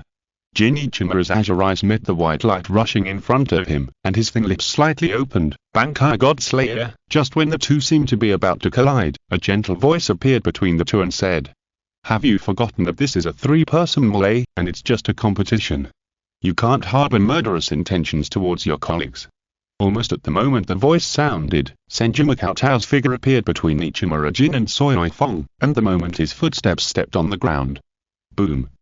Although Senju Makoto did not recite any zanpakutō release words, and Senju Makoto did not draw his sword, the entire training ground was almost completely covered with green grass in an instant, and countless giant trees also soared into the sky to block Ichimura Jin and Soifeng. This scene also gave the surrounding captains an illusion. Senju Makoto had mastered zanpakutō Bankai. According to common sense, only when the god of death makes the zanpakutō spirit surrender and fully masters the zanpakutō Bankai can he release the zanpakutō directly without the release word. Even Unohana Retsu was stunned for a moment. Makoto, when did you master the Bankai? Only Aizen Sasuke's expression remained unchanged. As an equal, Aizen Sasuke never thought that Senju Makoto did not have the ability to quickly master the zanpakutō Bankai. In the past, perhaps Senju Makoto was just unwilling to expose himself. Aizen Sasuke pushed his glasses, withdrew his eyes from Ichimura Jin, and turned to look at Senju Makoto completely. At this moment, Senju Makoto was not aware of Aizen Sasuke's gaze, or it could be said that Senju Makoto felt too many eyes staring at him in an instant. It was just that when Ichimura Jin and Soifeng were about to completely decide the winner, Senju Makoto had to take action. As countless giant trees forcibly separated Soifeng and Ichimura Jin, the ground beneath Senju Makoto's feet seemed to tremble. The next moment, giant trees like giant skeletons continued to emerge from the ground, and countless giant trees around them continued to gather around the giant skeleton. Senju Makoto pretended to insert his zanpakutō, Synramenzio, into the giant tree under his feet, and then quickly merged into the giant tree and disappeared. Then, Senju Makoto's loud voice rang out. Bankai, Mori no Kabatsu. In an instant, countless giant trees that gathered on the giant skeleton quickly transformed, and in just a few breaths, a giant Buddha that seemed to be sitting cross-legged on countless giant trees was formed, almost occupying more than half of the space of the entire huge training ground. And with the appearance of this giant Buddha, its majestic body that was more than 100 meters high was obviously not blocked by the surrounding buildings. It was almost like a statue that suddenly descended on the first team and attracted the attention of the huge Seireitei. Behind this giant Buddha, there are huge arms formed by countless giant trees. From a distance, it looks like a Buddha wheel formed around the wooden Buddha. From a distance, the face of the giant Buddha seems to be somewhat similar to Senju Makoto, compassion, gentleness, mercy, P.S. That, let me tell you guys, during the Chinese New Year, I may only update twice a day from today to the second day of the New Year. I will find time to update more later. Chapter 263. Bankai represents enlightenment. Bankai. Moria Buddha. At this moment, countless death gods looked up at the giant Buddha with closed eyes, and they couldn't help but feel a sense of shock and magnificence. The Bankai of the captain of the 7th Division, Komamura Sejin, formed a supergiant black armored warrior, which has always been regarded as a symbol of destruction and force by the entire Seireitei. However, in front of the giant Buddha that seemed to be sitting cross-legged on countless giant trees, even the impression of the black-robed heavenly punishment Myoku seemed to become quite small. Vice Captain Senju's Bankai is actually in this form. What a majestic and huge Bankai. It is undoubtedly much more oppressive than my black-robed heavenly punishment Myoko. It seems to be somewhat similar to the zanpakutō of the great senior. The healing ability of Shikai has not been further extended in the Bankai, but has developed into this amazing posture. While many captains were discussing, whispering, or guessing, Senju Makoto, who was standing on the top of the giant Buddha, slowly stood up and withdrew his eyes from the sky-cover soul-blocking membrane that seemed to be clearly visible in front of him. Standing on the top of the giant Buddha, looking down, the huge Jingling garden seemed to have become smaller. The giant Buddha of more than 100 meters is the limit of Senju Makoto in this state, which is almost twice as high as the so-called giant of light. Of course, this state refers to the limit that Senju Makoto can reach before releasing the 10,000 things and using spirit control. There is a theory that is actually quite interesting. The battle of the Shinigami is actually the battle of spiritual pressure, that is, the battle of spiritual power. Perhaps, this theory is not completely correct, but it undoubtedly explains something to a certain extent. When Makoto Senju began to accumulate spiritual power with the ultimate spiritual body that had completed the transformation, the spiritual power in Makoto Senju's body has now reached a level that ordinary captains can hardly imagine. After all, for Makoto Senju, he is not accumulating spiritual power alone. Behind him are almost more than 70% of the Shinigami with spiritual power above the seat officer in the entire Jingling court. Therefore, when Makoto Senju used zanpakutō, Senju to fight, he still needed to rely on zanpakutō, Senju to absorb the spiritual power in the atmosphere and control it to fight. But for Makoto Senju now, there is no need to do so, he himself is the forest of all things. As spiritual power continues to accumulate, Makoto Senju also understands that no matter how he hides his spiritual pressure, he will never let others think that he is only at the vice captain level. In addition to this sudden captain promotion test, Makoto Senju realized that this seems to be a very interesting opportunity. Just like when Aizen Sasuke was promoted to vice captain, he deliberately released the Kyuka Switchetsu to put a large number of captains into complete hypnosis at once, and disguised his zanpakuto's ability as the flowing water system. Therefore, instead of letting the central 46 chambers and many Shinigami guess his Bankai ability when his spiritual pressure gradually became unconcealable, this is undoubtedly a good opportunity to disguise his own Bankai ability. This level should be a little stronger than that of an ordinary captain, but not to the point of causing special fear and attention. Standing on the top of the giant Buddha, Senju Makoto's eyes flashed with a thoughtful look, and then he stated loudly and honestly, "Bankai Mori no Heiko is the ultimate form of Senbra. Sitting cross-legged on the forest is to suppress everything. Even when treatment can no longer save the situation, completely abandoning one's own flexibility and treatment ability in exchange for a strong offensive and defensive form, this represents the doctor's final satsang and will." At this moment, from Senju Makoto's voice, the captains heard a hint of weakness and determination. Suddenly, many captains understood why Senju Makoto's face seemed to gradually turn pale in recent years. Perhaps, this is the price that Senju Makoto has to pay for mastering Bankai and using this Bankai that seems to represent a desperate situation. This is undoubtedly the Bankai of unyielding and noble will. Makoto, what kind of enlightenment? As a doctor, Vice Captain Senju's will and faith are undoubtedly not inferior to mine, and his enlightenment is even better than mine. No wonder he has formed such a majestic Bankai form. Is it such enlightenment that supports him? Ha ha ha, interesting, so interesting. It must be a very pleasant experience to chop with the Bankai of this little kid Makoto Senju, right? Among many captains who recognized the enlightenment embodied in Makoto Senju's Bankai Morikumaikabatsu, only Unohana Retsu and Aizen Sasuke looked a little out of place. Aizen Sasuke always felt that this Bankai was obviously not worthy of Makoto Senju, who was his equal, and that there seemed to be something wrong with this Bankai. As for Unohana Retsu, it was completely based on his understanding of Senju Makoto. He had long realized that Senju Makoto's true Shikai ability was completely different from the healing or wood-type attack and defense abilities he showed on the surface.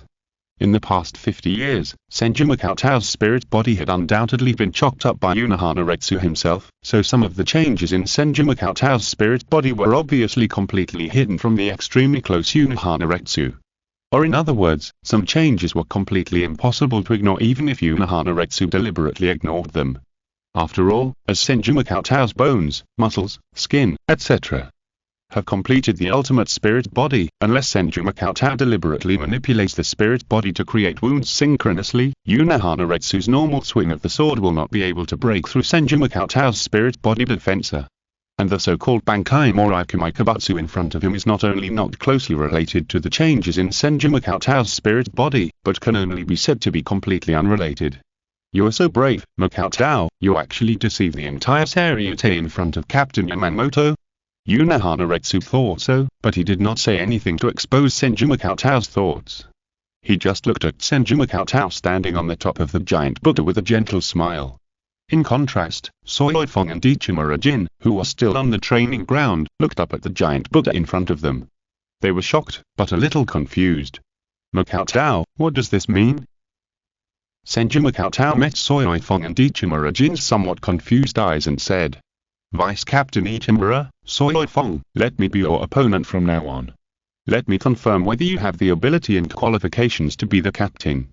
However, to Ichimura Jin and Seireitei, this sentence undoubtedly sounded more like Senju Makoto was worried that they would lose, so Senju Makoto decided to sacrifice himself and use himself as a stepping stone for them to show their abilities to the Seireitei and be promoted to the position of captain. "Mr. Makoto, don't you think I can't defeat the guy Jin Ichimura? Just wait for me for a while before fighting you." "Ha ha, you have such a compassionate and gentle tone again, Vice Captain Senju, you are really so disgusting." Chapter 264. Moriha Buddha. thousand wheels of the forest. For a moment, whether it was the usually arrogant Seireitei or the seemingly cold and hypocritical Ichimura Jin, they almost simultaneously refused to fight with Senju Makoto in their own way, and implicitly expressed that they had the ability to defeat each other. However, Senju Makoto even manifested the state of Bankai Morai Hashikabata, so how could he allow Seireitei and Ichimura Jin to fight each other? What's more, sometimes, whether it is a woman or a man, the verbal no means yes. Immediately, Senju Makoto, standing on the top of the giant Buddha, pushed his glasses and said loudly and honestly, "This is a three-person melee in the training ground. It's just a pity that compared to your abilities, my zanpakutō ability has an unparalleled advantage in this kind of fixed-place battle. Therefore, be careful." As Senju Makoto's voice fell, the giant Buddha that seemed to have no self-life moved, and the figure sitting cross-legged on countless giant trees leaned slightly, and the eyes that were still closed seemed to be looking down at the Seireitei. The next moment, a large number of Buddha palms that looked like huge Buddha wheels from afar, fell towards Ichimura Jin and Seireitei at the same time. Morigami Buddha. Thousand wheels as Senbra. Perhaps the death gods of Seireitei had never seen a palm technique falling from the sky, but at this moment they witnessed what a Buddha palm rainstorm was. Thousands of giant Buddha arms fell towards the training ground at the same time, and in an instant, it was like a shadow covering the sky of the sun, completely covering the entire training ground. What was even more terrifying was that when a random giant Buddha arm fell, it directly left a huge pit on the training ground that was specially solidified by the ghost way. In terms of destructive power, it was as if in Cheng-ge, the power of a palm was definitely enough to destroy most of a block. However, the arms that fell at the same time were as many as thousands, covering Ichimura Jin and Seireitei completely like covering the sky of the sun. This scene, not only Ichimura Jin and Seireitei, but also many captains watching around them subconsciously tightened their hearts. Putting themselves in the shoes of the giant, many captains felt that they had no way to deal with such a terrifying attack, the terrifying number of arms, the terrifying destructive power, and the terrifying defensive power that was reflected in the size alone. Just in this attack, many captains couldn't help but recall what Senju Makoto had said before. Bankai Morigami Kabata completely abandons its own flexibility and healing ability in exchange for a very strong offensive and defensive form. The giant Buddha's form sitting cross-legged on countless giant trees does not look like it can move, in other words, is the best way to deal with Bankai Morigami Kabata to keep a sufficient distance. Or is it similar to Captain-in-Chief Yamamoto, relying on the extreme temperature restraint and then forcibly destroying it? While many captains subconsciously imagined how to deal with it, Seireitei and Ichimura Jin, who were in the training ground, seemed to be shrouded in a shadow of despair. Although Seireitei and Jin Ichimura did not believe that the gentle Makoto would really hurt them, they could not accept their embarrassing defeat in front of Makoto. Seireitei and Jin Ichimura almost used their speed to the extreme in the gaps between the countless fallen giant palms, turning into after-images and shuttling through them. Facing the giant palm that had no space to dodge, Seireitei forcibly used the destructive power of instant boom to assist the fallen giant palm. As for Jin Ichimura, he also forcibly cut out a space for himself to dodge when his zanpakutō divine spear was stretched and retracted. For a moment, from a distance, Makoto Senju, as the vice-captain of the 4th Division, was suppressing the two captain candidates at the same time with a 1-on-2 posture. This combat power is undoubtedly amazing. You know, in the eyes of many captains at this moment, the combat power displayed by Seireitei and Jin Ichimura is enough to serve as the captain. In other words, Makoto Senju, who is obviously only the vice-captain, is almost equivalent to suppressing two captains at the same time. It's really terrifying. Can I only say that you are worthy at being the disciple of the great senior? It's really not simple at all. Is this the so-called vice-captain of the 4th Division who is good at Kido? It really makes me, as the captain of the 7th Division, feel ashamed. As the captains watched, Seireitei and Jin Ichimura relied on simple dodges and defenses. As time went on, it undoubtedly became more and more difficult and more likely to make mistakes. Bang! Bang! Two huge slapping sounds rang out, and Seireitei and Jin Ichimura were slapped to the ground at the training ground almost in order under the giant palm of thousand wheels of Senbon that fell like a storm. Seeing this, Makoto Senju still maintained the seemingly terrifying attack and reminded them obscurely. Vice-Captain Ichimura, Seireitei, it's almost time to stop the meaningless temptation, right? Makoto Senju added after a pause. It is meaningless to simply destroy the extended Buddha's palm. My Bankai is different from Captain Kominura's Bankai. The damage to the giant Buddha will not affect me personally. Or is this the only reason you want to become the captain? As soon as these words came out, some hesitations in the hearts of Seireitei and Gynecology were completely firmed up. Such an embarrassment is definitely not what Makatao expected. In an instant, the spiritual pressure on Gynecology suddenly surged several times, and a white light suddenly broke through the layers of Buddha's palms and instantly penetrated into the giant Buddha. Bankai God-killing gun. It was not until this moment that the Bankai God-killing gun that spread faster than the sound penetrated into the giant Buddha's chest that Gynecology's voice was transmitted to the ears of the captains a beat slower. The 1,000 wheels of Sinnoh that the giant Buddha continuously dropped seemed to have paused for a moment, and the figure of Ichimura Jin standing on the training ground also appeared, and the corners of his mouth with a huge arc seemed to be speaking coldly. Giant Buddha. Vice Captain Senju, that's really a pity, the name of my Bankai is the God-killing gun. These cold words, coupled with the cold eyes, seemed to regret that this attack could not be aimed at Senju Makatao's body.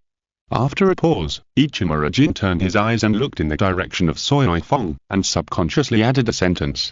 Of course, compared to the giant Buddha, it is undoubtedly a bit of a big deal to defeat a small bee with this Bankai. However, before Ichimura Jin finished speaking, his voice stagnated and he stared at Seireitei in a daze.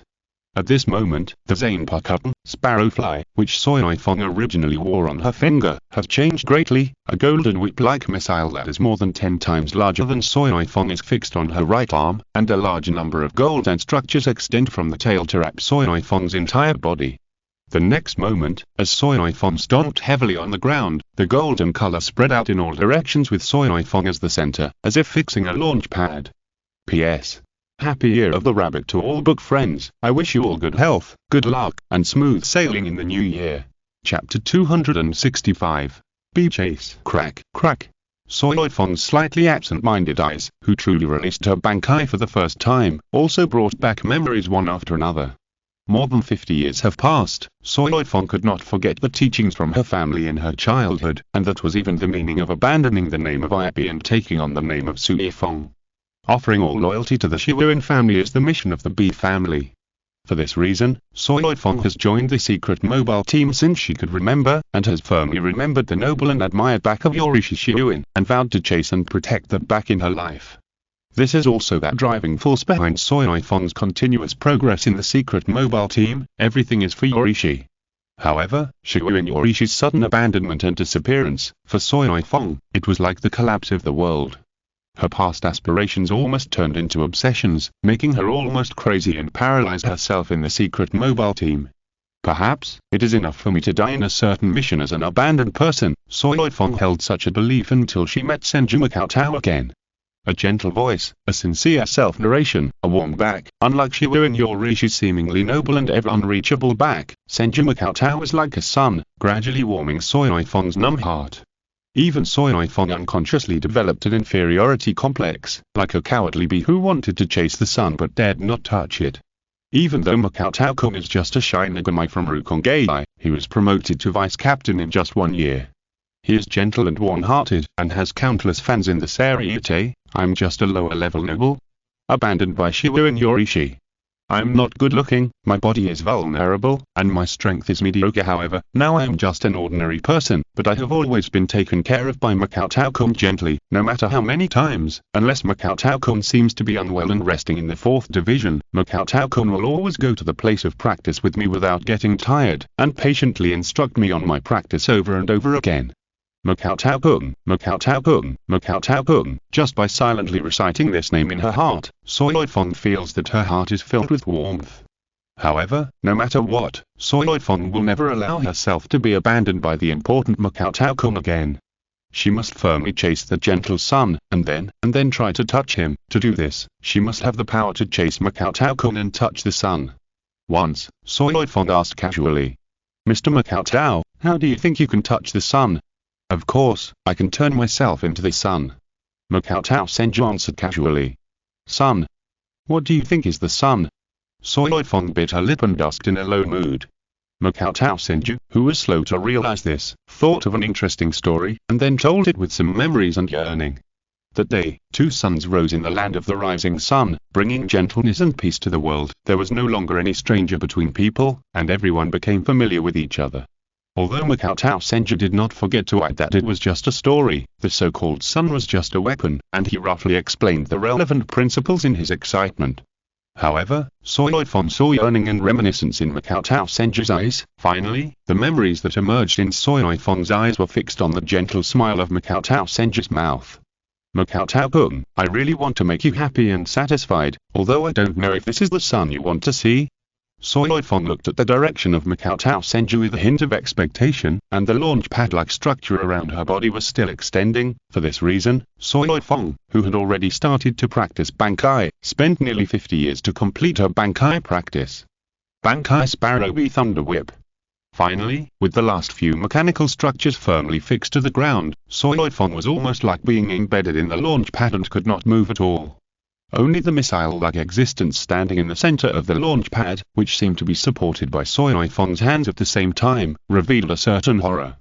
Seireitei's posture was undoubtedly completely contrary to the secret mobile team that focused on speed and secrecy. It even seemed to have completely fixed Seireitei in place, making her a living target similar to the Bankai Morigami Buddha performed by Makoto Senju. The golden-colored launcher seemed quite strange and incongruous to most of the captains of the 13th Division of the Gotti. Only the captain of the 12th Division, Mayuri Kurasuchi, who had always looked bored, suddenly seemed to light up. What a strange Bankai! The Shikai is so small, how come the Bankai is like this? Does this Bankai really have a practical effect? It seems that the offensive power is completely concentrated on the missile-like existence. Once it is avoided, won't it be in a great disadvantage? However, unlike the captain's confusion and doubts, Senju Makoto only felt his scalp tingling.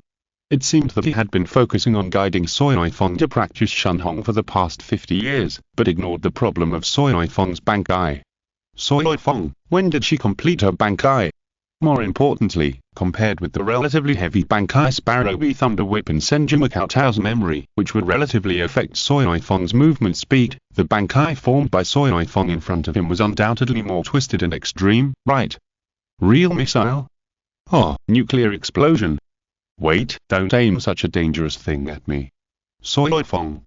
Although Makoto Senju is quite confident in his ultimate spirit body, he certainly doesn't want to risk becoming an acquaintance. However, before Makoto Senju could speak to stop Seireitei had already aimed the Sparrow V Thunder Whip at the part of the giant Buddha that was pierced by the Bankai God-killing spear. Makoto, this way, should be able to touch you a little bit. In the form of the sun you remember, Seireitei murmured, and the thought came to her mind. Bang! The entire huge launcher fixed on the ground shook, and the tail of the golden missile burst out an extreme heat wave, and then drew a trajectory similar to the thunder whip towards the chest of the giant Buddha. Chapter 266 Nuclear Explosion Smashing B. That golden arc, the missile contained a spiritual pressure that seemed to be exponentially split and rising. Faintly, Senju Makoto seemed to see the girl's intention to kill with one strike. Seireitei, you are so confident in launching the Bankai Sparrow V Thunder Whip. Have you really confirmed that this thing can't kill me? Immediately, Senju Makoto suddenly half knelt down, inserted his hands directly into the top of the giant Buddha's head, and used part of the ultimate spirit body of the spirit to flow inside the giant Buddha, while shouting loudly. Stay away. Without Senju Makoto's reminder, the captains present also realized the terrifying degree of spiritual pressure rising exponentially in that Sparrow V Thunder Whip. Faintly, the captains have realized that the situation seems to be about to get out of control, although the training ground itself is also covered with the ghost barrier to prevent the captain-level collision from causing the destruction of the first team's barracks. At this moment, no captain would think that the ghost barrier of the training ground could withstand the power of the Sparrow V Thunder Whip. However, the captains outside the training ground wanted to react, but it was too late. The next moment, under the control of Senju Cheng, hundreds of Buddha palms enveloped the Sparrow V Thunder Whip, as if a huge hand formed in an instant to try to control the Sparrow V Thunder Whip. However, the moment the two sides collided, the extreme light and heat burst out from the Sparrow V Thunder Whip. It seemed to be the sun. The Buddha palms that were exposed to the extreme light and heat almost completely melted in an instant, and only a part of the Buddha palms that were integrated into the ultimate spirit body were barely holding on. But even so, there was still dazzling light and heat constantly breaking through the encirclement of the Buddha palms and leaking out. The air was distorted wherever the extreme light and heat passed. Even the majestic giant Buddha began to spontaneously ignite all over his body, and flames continued to rise everywhere, turning the wooden giant Buddha that originally seemed to be compassionate and peaceful into a furious fire Buddha.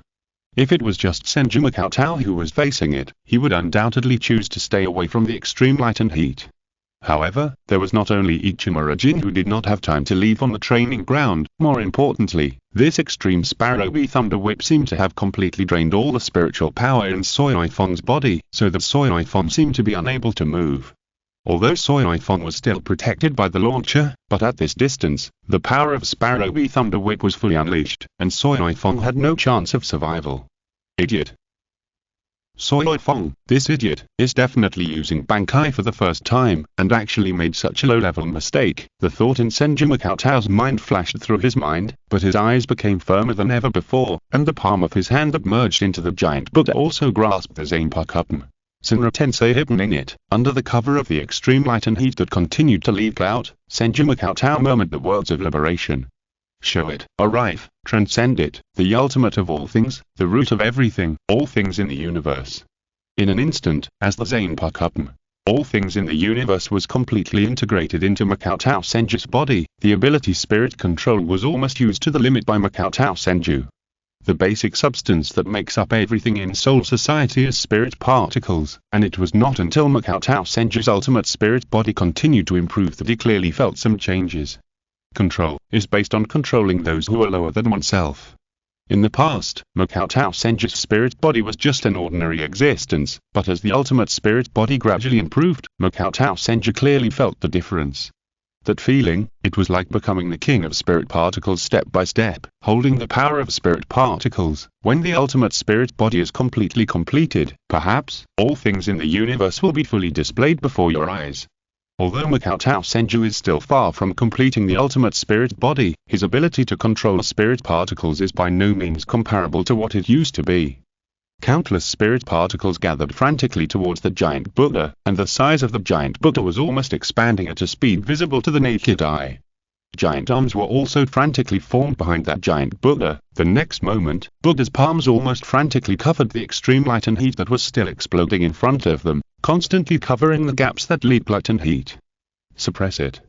In the eyes of many dead gods in the Seireitei, this scene was as if the giant Buddha was holding up a sun surrounded by countless Buddha's palms. However, the explosion caused by the Sparrowy Thunder Whip seemed to be completely different from the ordinary explosion. Instead, it was really similar to the nuclear explosion in Senju Cheng's impression, and in the small space where the power was suppressed, the power was still rising exponentially. Would Soifeng really use zanpakutō Bankai and nuclear explosion theory to create that kind of extreme one-hit kill? With this thought, Senju Cheng felt that it was extremely absurd, but he did not dare to forcefully block the explosion power. Instead, he pushed hundreds of Buddha palms towards the blocked extreme light and heat. Bang! The ghost barrier of the training ground was broken almost instantly, and then it was pushed towards the sky above, jingling caught by countless Buddha palms. At that moment, in the sky above jingling court, the extreme light and heat completely exploded. Boom! The sun rose. The violent wave almost formed a ring and began to sweep across the entire jingling court. The soul-blocking membrane that was in a bowl shape and covered the entire jingling court was instantly blasted into a big hole above the first team. However, for the nuclear explosion, the aftermath has just begun. In the training ground directly below the nuclear explosion, the violent wave was like a 14-level typhoon wind pressure. In addition, under the spread of the extreme light and heat, the training ground was directly destroyed at a speed visible to the naked eye. Soifeng, who had completely drained all her spiritual energy, watched this scene and couldn't help but breathe slowly. Then she realized her extremely dangerous situation. Although the captain-level spirit was relatively less fragile, it was still extremely dangerous under this terrifying aftermath. But I couldn't move. After releasing Bankai's Sparrowy Thunder Whip, Soifeng seemed to be unable to feel her own body, let alone dodge. At this moment, a familiar and gentle figure blocked Soifeng's way. "You are so ridiculous, are you an idiot?" Although it was a word of blame, in Soifeng's eyes, it seemed so gentle and doting when it came out of Makoto Senju's mouth. Soifeng, who was aware of how much trouble Bankai's Sparrowy Thunder Whip had caused Makoto Senju, couldn't help but apologize in a guilty and weak manner. "I'm sorry, Makoto-kun. It's my first time too. At this moment, a storm came and blew Senju Tao's black hair into a mess, but Seireitei, who was protecting Senju Tao, felt calm and at ease. The gentle voice, as if it had not changed at all, was clearly heard by Seireitei. It's okay, if you're listening to this novel on a channel other than Fanfic World, it means they downloaded and uploaded it without effort. We cordially invite you to visit our channel, Mundo Fanfic Novel, as there you'll find the original version of this story and you can explore many other novels of various genres. We're waiting for you to immerse yourself in a world of incredible novels. Chapter 267 What Went Wrong? The aftermath of the nuclear explosion swept across the sky, and from the sky it was almost like a wave passing from the 1st Squadron's barracks to the surrounding areas. Boom. With a tap of Yamamoto Seireitei Shibukuni's cane, all the aftermath around Yamamoto Seireitei Shibukuni avoided it.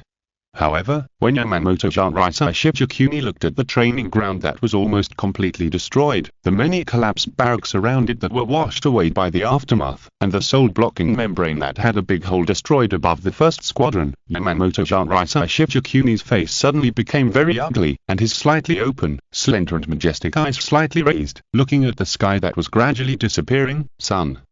Captain-in-Chief.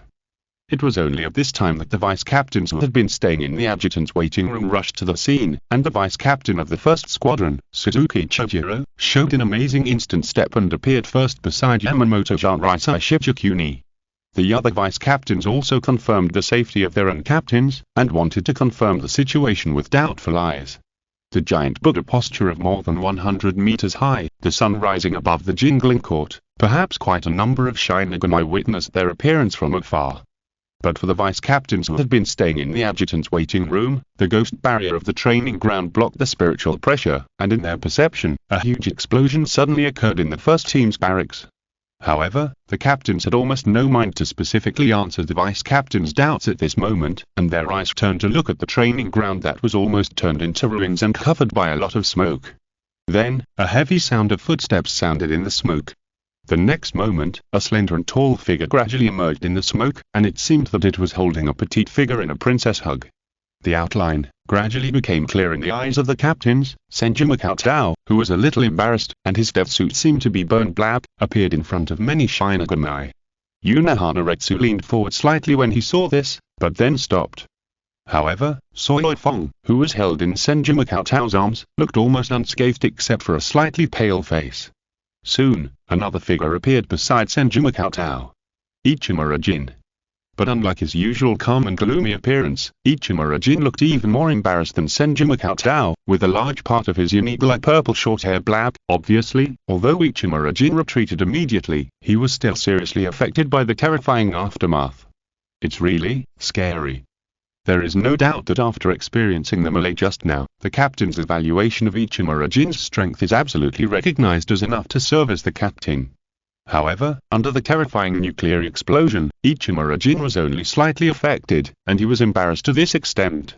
What if Senju Tao didn't push the nuclear explosion into the air, but let the Bankai Sparrow V Thunder Whip explode completely in the training ground? Just imagining it, the captains also knew that under the best result, the entire 1st Division's barracks would no longer exist. Terrible. Horrible. Is this a true one-hit kill? For a moment, many captains looked at Seireitei, who seemed to be held powerlessly in Senju Tao's arms, and their eyes revealed a bit of fear. Only, Unohana and Aizen Sasuke were a little special. Unohana eyes were still gentle and peaceful, and Aizen Sasuke pushed his glasses. The reflective lenses made it impossible for others to see his eyes clearly. And Senju Tao coughed slightly, then reminded.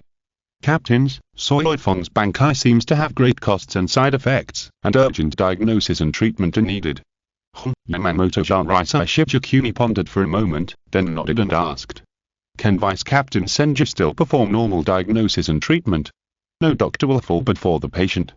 Senju Tao answered Yamamoto Seireitei Shibukuni in a gentle and firm tone. Feeling the answer without hesitation despite being injured, Yamamoto Seireitei Shibukuni said with admiration. In this case, then this captain promotion assessment test is over. Please ask Vice Captain Senju to quickly treat Seireitei and Vice Captain Ichimura Jin. Yes. Then, Senju Tao quickly disappeared from the spot holding Seireitei, and Ichimura Jin looked at Aizen Sasuke obscurely, and then quickly followed the direction of Senju Tao. However, Makoto Senju did not rush back to the 4th Division's barracks, but chose to check Seireitei's condition in a temporary treatment room of the 1st Division. Changes in the structure and organization of the spirit body, the reaction of spiritual power, the strength of spiritual pressure. After a moment, Makoto Senju stopped with a sigh of relief, then sat down next to Seireitei and asked, "Do you know you were wrong?" Seireitei moved her head slightly with some difficulty, looked in the opposite direction of Makoto Senju, and responded in a low voice as if she wanted to cover up the expression on her face that she could not suppress. I know what's wrong," Makoto Senju asked. This question undoubtedly made Seireitei's slightly heated little head overloaded. The reason why Seireitei subconsciously answered Makoto Senju just now was simply because she had no resistance to Makoto Senju, but she really didn't think about where she was wrong. No, I shouldn't have said it directly to Makoto-kun the first time. Without waiting for Seireitei to finish, Makoto Senju flicked Seireitei's forehead and said, "Sarufen, your mistake is that you can't use power that you don't understand and control so easily, especially this kind of Bankai whose power is greater than the range. If you do that, you'll hurt yourself." Seireitei, who was originally listening to Senju Makoto's teachings seriously, felt her heart beating violently again when she heard the last sentence. Then, Senju Makoto sighed slightly and said, "Sarufen, and your Bankai seems to be too extreme. I just checked you and you will not be able to recover your spiritual power for at least a month. Your zanpakutō should also be in a state of being unusable." After a pause, Senju Makoto seemed to realize that now was not the time to lecture the patient.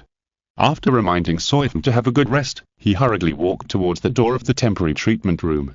Outside the door, with the appearance of Senju Makoto, Ichimura Jin, who still maintained a hypocritical and unpredictable expression, leaned to one side and looked at Senju Makoto. "Vice Captain Kaianshou, I didn't expect you to be fine after being affected by an explosion of that magnitude." That's really, Chapter 268 Captain Selection. However, before Jin Ichimura finished speaking, Makoto Senju scratched his scalp, which was a little itchy due to Jin Ichimura's constant tying of the bracelet, and then directly put one hand on Jin Ichimura's shoulder.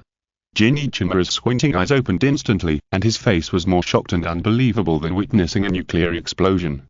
There was a hint of panic in his tone that could not be concealed. "What are you doing? Do you want to be killed by me right away?"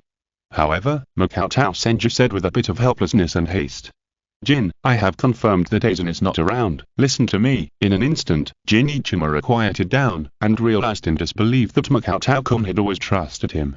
However, Jin Ichimura gritted his teeth and couldn't help asking, "Makoto-kun, didn't you doubt that I really?" Makoto Senju stared at Jin Ichimura's beautiful eyes with burning and sincere eyes, and then answered with a smile. "Even Jin can't trust Soul Society, so who else can I trust?"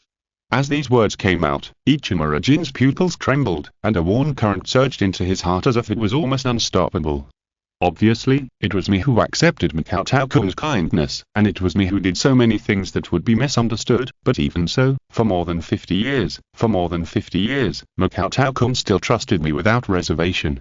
Even if it was Rangiku, Ichimura Jin recalled the last time he seemed to meet Matsumoto Rangiku by accident, and Rangiku's beautiful face still showed some sadness and incomprehension. For a moment, the feeling of a man dying for his confidant sprouted in Ichimura Jin's mind. Is Makoto-kun the only one who truly understands me, knows me, and trusts me?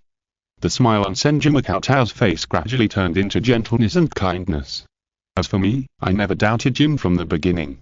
If Jin really has any flaws, it is because Jin is the only one who would not care about himself and would easily sacrifice for others. Jin Ichimura hesitated for a long time and said with his head slightly lowered, Makoto-kun, thank you." Makoto Senju patted Jin Ichimura on the shoulder and said gently, "No, it's obviously me who should thank Jin. Jin has always tried to protect me, and I have truly felt it many times." After a pause, without waiting for Jin Ichimura who bit his lips unconsciously to say anything, Makoto Senju spoke directly. "It's just that, Jin, Aizen Sasuke is more dangerous than I thought. The changes in Hyukomundo this time may be related to Aizen Sasuke." Makoto Senju spoke, his eyes flickering slightly.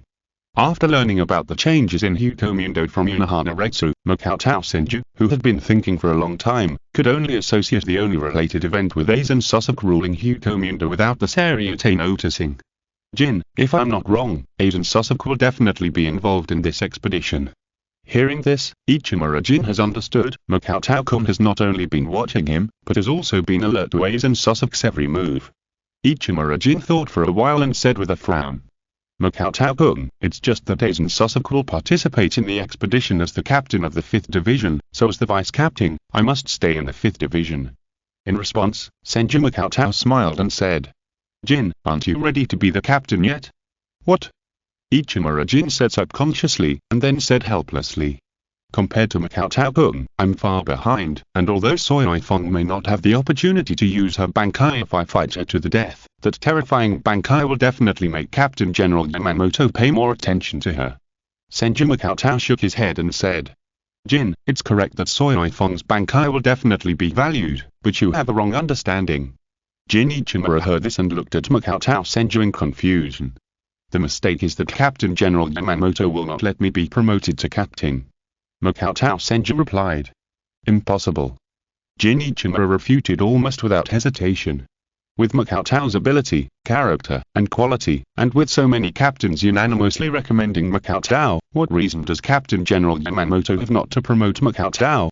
Makoto Senju replied, "The reason is actually very simple, because the captain positions are currently vacant in the 2nd Division and the 3rd Division. Jin Ichimura was slightly stunned, and then reacted, "The 2nd Division and the secret mobile team are almost one and the same. As a very special division, the previous captains were all members of the Shioin family. Although Shioin Yorishi rebelled against the Seireitei, the status of the Shioin family is still there. Although Shioin Yushiro is young as the head of the family, he also represents the majesty of the Shioin family. Perhaps, the Central 46th Office and the 1st Division will consider the age of Shioin Yushiro and the fact that the 2nd Division cannot be without a captain for a long time. However, the position of the captain of the 2nd Division is undoubtedly still under the control of the Shioin family. Without the approval of the Shioin family, it is almost impossible for others to become the captain of the 2nd Division. Therefore, Seireitei's special background and identity is undoubtedly the only candidate for the captain of the 2nd Division. As for the 3rd Division, it is a support team, responsible for various support matters, and the requirements for the captain are also inclined to be able to shoulder the heavy responsibility of support. And Senju Makoto's Shikai ability and Kido level are undoubtedly quite suitable for the position of the captain of the 3rd Division. However, with Senju Makoto showing the immovable Bankai Morikumi-Kabatsu, he does not meet the requirements of the captain of the 3rd Division. On the contrary, the agility shown by Ichimura Jin, or the instant killing ability of zanpakutō, is more suitable for the position of the captain of the 3rd Division. Of course, Ichimura Jin is still unclear about that is Unohana Retsu's attitude. However, in the eyes of Jin Ichimura, who felt that he had understood, Makoto Senju did not feel the slightest bit of disappointment for not being promoted to captain, but spoke sincerely. "So, Jin, I would like to congratulate you on your promotion to captain in advance." "Makoto, I think you are much more suitable for the captain than I am." Makoto Senju interrupted Jin Ichimura before he finished speaking. "For me, Jin becoming captain is more worthy of happiness than me becoming captain." For a moment, although in Jin Ichimura's mind the title of captain was just one of the tools to achieve the goal, the captain undoubtedly represented one of the 13 people standing at the top of the GOTY 13. This is a symbol of power, status, prestige, and strength. However, in Makoto's eyes, is his own growth far more important than everything that the captain brings. Jin Ichimura was deeply moved, and while he tried not to show it, he could not help but hold the bracelet tightly in secret. Makoto Senju scratched his head, and then said with some concern, "But in this way, perhaps Jin will also become one of the captains of the Expeditionary Corps." And then, Chapter 269. Expeditionary Corps formed. While Makoto Senju and Jin Ichimura had their first candid exchange in more than 50 years, Yamamoto Seireitei Shichikuni asked Chojuro Suzuki to properly handle the aftermath of this captain test, and continued the captain's meeting to discuss the candidates for promotion to captain. Among them, just as Makoto Senju expected, the strength shown by Seireitei, coupled with the extreme power of Bankai and the attitude behind the Shifu Yuan family. Therefore, Seireitei was quickly confirmed as the captain of the 2nd team. However, there was a great controversy over the candidate for the captain of the 3rd team. Among them, Aizen Sasuke and Komamura Sejin almost supported Makoto Senju to become the captain of the 3rd team with the most clear position. However, the reasons expressed by Aizen Sasuke and Komamura Sejin for supporting Makoto Senju were different. Aiden Sosok bluntly said that Jin Ichimura's character was slightly insufficient and gloomy, while Komamura Sejin was completely impressed by Makoto Senju's character, awareness and strength. In addition, most of the captains present also tend to favor Makoto Senju. Undoubtedly, the Bankai Morigami Kabatsu displayed by Makoto Senju may have obvious flaws, but the extreme offensive and defensive capabilities are also shocking. With such a talented person, it is undoubtedly a pity to let Makoto Senju stay in the 4th Division as a vice-captain away from the battlefield. Just as the captain's intentions gradually converged and Makoto Senju was about to be confirmed as the captain of the 3rd Division, Unohana Retsu, who had not spoken all the time, took a step out of the queue and spoke softly. Makoto has not yet graduated. As his teacher, I don't think he has the qualifications to become a captain. Captain Unohana, Vice-Captain Senju is already so outstanding. Are you being too harsh on him? Komamura Sejin asked straightforwardly. Is it too harsh? I don't think it's too harsh to demand the first-generation captains to hold their own disciples to the same standard. This is also to prevent the captains from being unqualified. As Unohana Retsu said this, most of the captains present looked a little embarrassed, as if they were slapped hard in the face, and then heard someone say a little dogging their ears, and they couldn't refute it at all. As captains of various squads, they naturally knew the history of their own squads, and they were also quite familiar with the records of the combat power of the first-generation captains. Even if they were more confident in their judgment, they were indeed not as good at, not to mention the new captains, even the veteran captain Kikushansui couldn't help but smack his lips and didn't dare to say a word. Then, Unohana Retsu bowed slightly and politely, and silently retreated to the queue. However, this seemingly gentle and elegant behavior is considered to be sinister by the captains. Unohana Retsu's series of words just now, if slightly paraphrased, are undoubtedly equivalent to I am not targeting anyone, but I am saying that everyone here is trash, so it is better for Makoto not to join this garbage dump. Seeing that the atmosphere in the captain's meeting room seemed to have become a little low, Yamamoto Shinraisai Shibukuni knocked the floor with his cane, and then announced, based on the opinions of many captains, and the outstanding strength shown by Ichimura Jin fully meets the requirements of the captain of the 3rd team. I, as the captain-in-chief, announce that Ichimura Jin will serve as the captain of the 3rd team. As these words came out, the expressions of the captains present changed one after another, but they also understood that this matter could not be changed. However, Yamamoto Shinraisai Shibukuni changed his tone and continued. Due to the complicated situation caused by the changes in Hukomundo, this expeditionary corps is tentatively planned to be formed by 3 captains assisting each other and selecting a total of 1,000 elite Shinigami. Who is willing to serve as the commander of the expeditionary corps? Suddenly, the eyes of the captains present all moved slightly. Commanding the expeditionary corps is undoubtedly a tough job. Not to mention the harsh and complicated environment of Hukomundo, it is easy for Shinigami to be attacked by countless hollows when they set foot there, and the degree of danger is self-evident. In particular, according to the information confirmed by the 12th Division, there are far more extraordinary subcase spiritual pressure reactions in Hukomundo, which makes the danger and uncertainty that the expeditionary corps needs to bear even more. However, almost as soon as Yamamoto Shinraisai Shibukuni finished speaking, Kinpachi Zaraka licked his lips excitedly and spoke first. Let me chop down those hollows. After Kinpachi Zaraka, Komamura Sejin also spoke in a tone full of awareness. In order to maintain the stability of Soul Society, I am willing to go to Hukomundo. Zenkanen, whose eyes were covered with black cloth, also stood up and said loudly.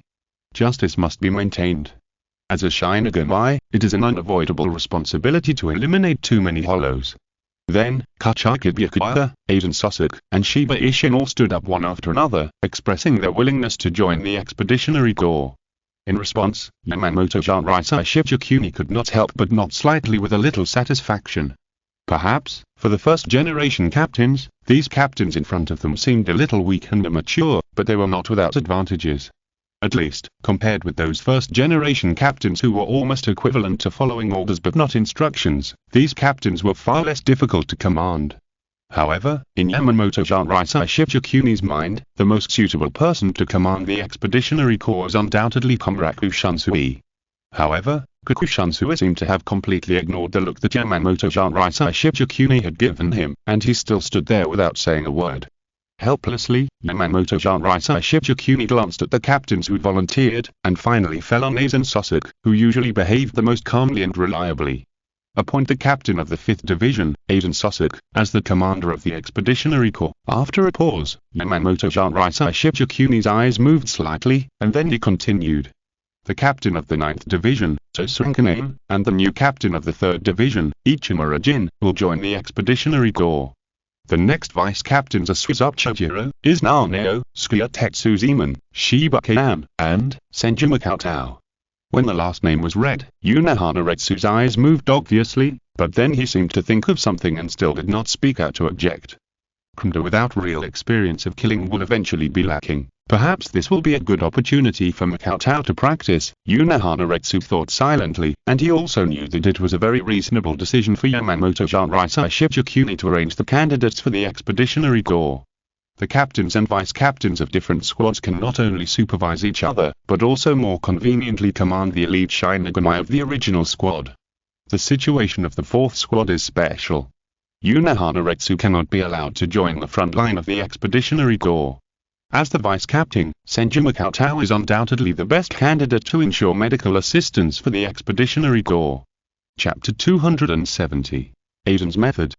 Then, the captain's meeting was about the details of the formation of the Expeditionary Corps, including the number of people to be assigned to each division, material supplies, and the corps goals. It was about the mobilization of thousands of Shinigami, which was a huge operation for the entire GOTY 13 division. Therefore, when the captain's meeting ended, the sky had completely darkened.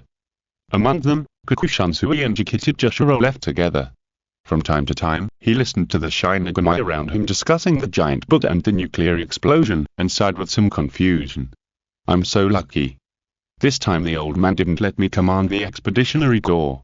It seems that the old man has great trust in Captain Aizen's ability. Jikitijashiro heard this and answered. Captain Aizen's reputation is indeed good, and the teacher's arrangement is quite reasonable.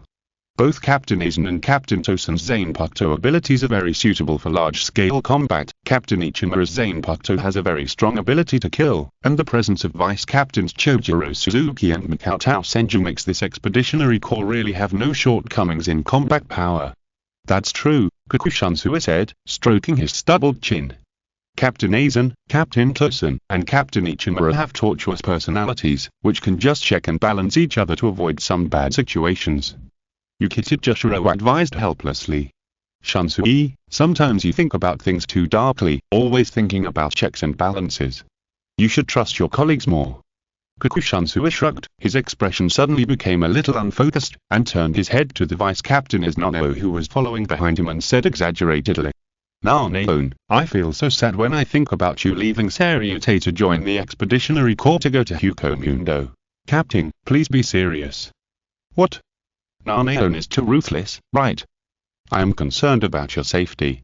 Without the captain to protect you, what if Naneo gets hurt? Kakushansui said with a hurt expression. Izaneo stated calmly. Captain, you don't need to worry about this. There are 3 captains in the Expeditionary Corps, and I don't need to participate in the front line of the battle without a zanpakutō. My mission should be more to lead the Kidden clan to maintain various Kidden barriers. But even so, I still worry about the lovely Naneo. After all, Hukomundo is also very dangerous. Kakushansui paused for a moment, and then reminded her in a more serious tone. If you really encounter any accidents, Naneo, try to stay closer to Vice-Captain Senju. That man is much more reliable than ordinary captains. Izaneo looked at Kakushansui with a bit of surprise, and then nodded to make it clear. However, Kakushansui's seriousness seemed to last only for a second, and then his expression seemed to become more and more worried, and said, But Naneo must be careful of Vice-Captain Senju, and don't be deceived by his innocent and gentle appearance. I ran into Vice-Captain Senju in the izakaya before. Wait. Izaneo, who originally looked well educated, asked with a slightly dark expression. When did the captain go to the izakaya again? In an instant, Kakushansui realized that he seemed to have revealed something incredible. Then, Kakushansui almost disappeared from the spot, shouting and explaining from a distance. Naneo, you must have heard wrong.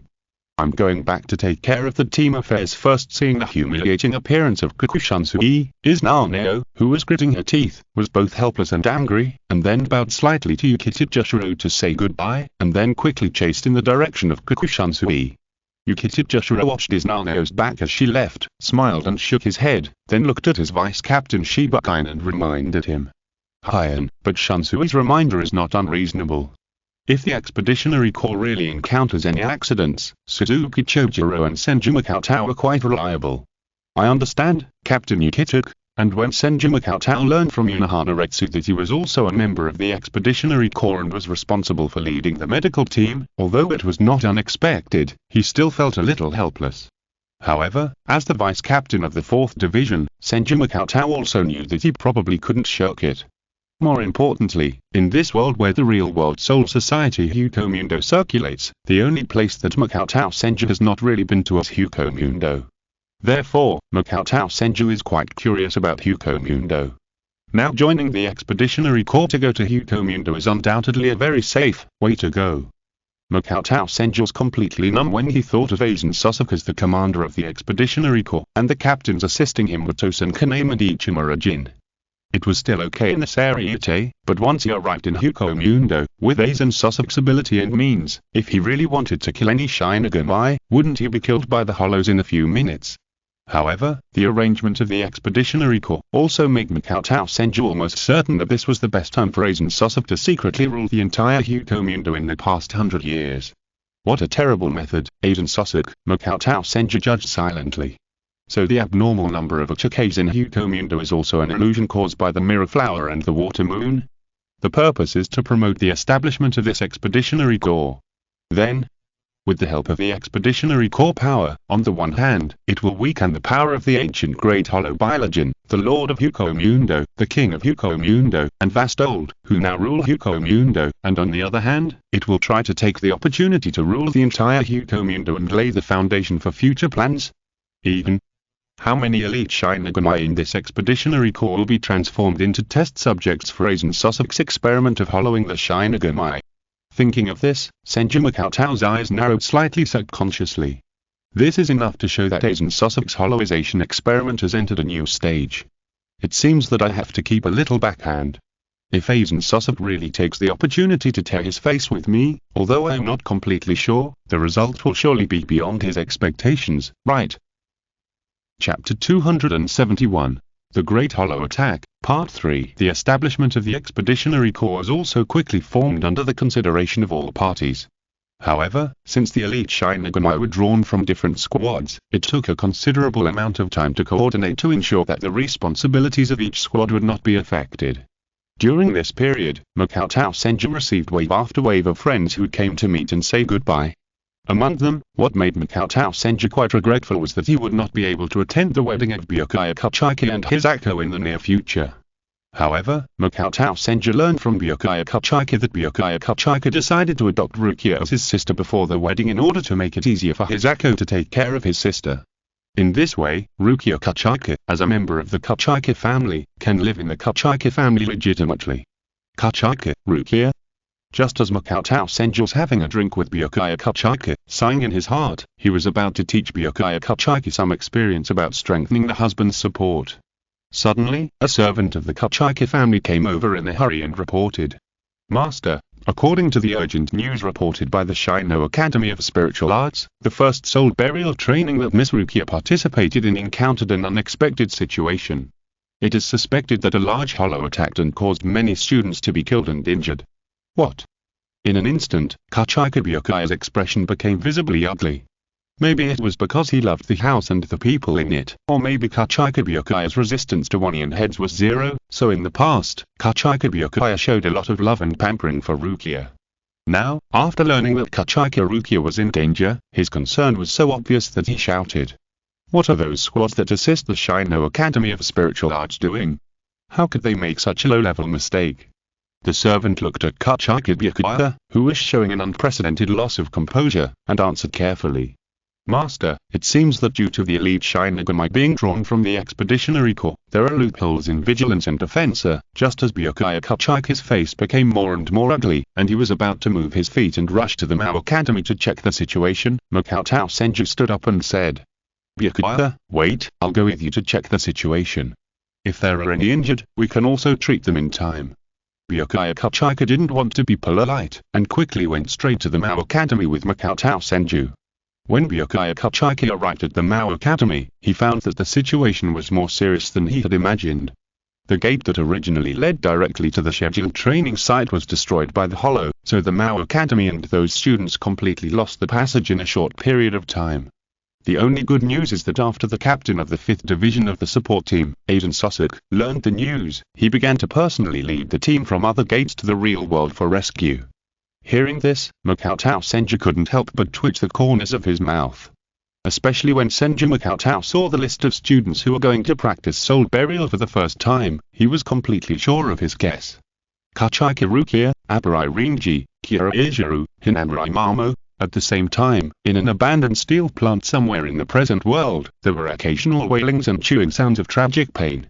Hollow, as first-year students, many students of the Shinigami Academy of Spiritual Arts who were hiding in the shadows of the steel plant were trembling all over. Unlike the original trajectory, Hisaji, a 6th-year student, was the main force, barely holding back the attack of the Big Hollow. Now Hisaji has greatly increased his potential and talents due to Senju Makoto's spirit superposition experiment, and he has already graduated early and joined the 13th Gotti squad. The other 6th-year students who were responsible for preventing accidents this time had already been chewed to pieces and swallowed by the Big Hollow. That scene was undoubtedly a horrifying scene for the first-year students. Not everyone is Gynecology, who can graduate from the Mao Academy of Spiritual Arts in just 1 year.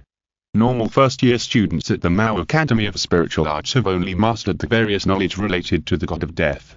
This first soul burial practice is their first time facing hollows as combatants. However, their opponent has suddenly changed from an ordinary hollow that was specially transformed by the 12th Division to a large hollow with the ability to hide spiritual pressure. Crack, the sound of the large hollow stepping on the steel, and the huge weight causing the steel to bend and deform is like the sound of a sickle gradually approaching the neck. Fear, trembling. In addition, these first-year students dare not move at all except praying for the rescue of the Seireitei, for fear that the large hollow will discover their location. However, in front of the large hollow, these first-year students who have not even mastered how to hide their spiritual pressure are like delicacies with a distinct fragrance. Crack, crack. In the steel factory under the night, the harsh sound of bones being stuffed into the mouth and chewed is almost unheard. Hiding in a high place, lying on his stomach and sticking his head out a little, watching the hollow dragging one first-year student after another into his mouth, Abarai Rinji, who had red hair like a bad boy, said angrily and fearfully. Why? Why can that hollow find the location of each student accurately? On the side of Abarai Rinji were Rukia, who looked very similar to Haim, Kira Ijiru, who had an autistic and depressed face, and the seemingly weak and cute girl next door, Hinamrai Mamo. They were friends, and after realizing that something was wrong, they chose to hide in a high place together and wait for rescue from the Seireitei or the Shinigami Academy of Spiritual Arts. Kira Ijiru thought for a moment, and his expression seemed to be more autistic. Ratsu. That hollow is likely to be an Echikage with extremely high intelligence, so the Ratsu we unconsciously emit cannot be hidden from his perception at all. So, hiding like this is no different from waiting to die? Damn, I don't want to die at the hands of such a thing. Abarai Rinji said unwillingly. But such straightforward words not only failed to calm the companions, but made the atmosphere even more heavy and desperate. The shadow of death clearly loomed over everyone's head. At this moment, Rukia subconsciously clenched the Yasadu in her hand, and two figures emerged in her mind, the gentle and elegant Senju Makoto and the cold-faced Kachika Byakuya. Thinking of this, Rukia's heart inexplicably stabilized, and then she spoke to comfort them. Don't worry, the Seireitei will react soon, and there will definitely be support arriving. However, before Rukia could finish, the iron sheet that originally covered their figures was violently torn off, and a huge white mask appeared in front of them. It's great that the food has gathered together obediently. Chapter 272. Binding Path 61. 6 Starflight Prison Run. Rukia, who was the first to react, shouted, and then pulled Hinamrai Mamo, who seemed to be frozen in place, towards her. The next moment, the sharp claws of the hollow brushed past the changes in Hinamrai Mamo's body and suddenly plunged into the cement. Bang! The others, Abarai Rinji and Kira Ijiru, who reacted a little slower, quickly followed Rukia, away from the hollow behind them that exuded a spiritual pressure that almost made them feel uncomfortable to breathe. Fear uncontrollably arose in their hearts. This was undoubtedly a completely different level gap. However, just as Rukia and others used their unskilled instant steps to open up a distance of less than 100 meters, the hollow that was still standing there and slowly pulling its claws out of the cement suddenly disappeared. In just a moment, Rukia and others felt a flash in front of their eyes, and the hollow had blocked their way in front of them, looking at them with a bit of amusement in its wise eyes. At the critical moment, Seireitei subconsciously stood in front of Rukia, holding the asabi tightly and aiming at the hollow in front of him. Damn it! Are you looking down on us?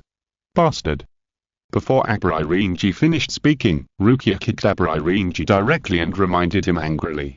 Stupid, don't provoke the other party. Now, what should we do now? Rukia, Hinanraimamo asked with uncontrollable tension and fear. Relatively speaking, Rukia has been in contact with the level of Senju Makutō and Kachikabyukaya since she was a child, and she is undoubtedly more calm than the others. Delayed time. Do you want to run separately?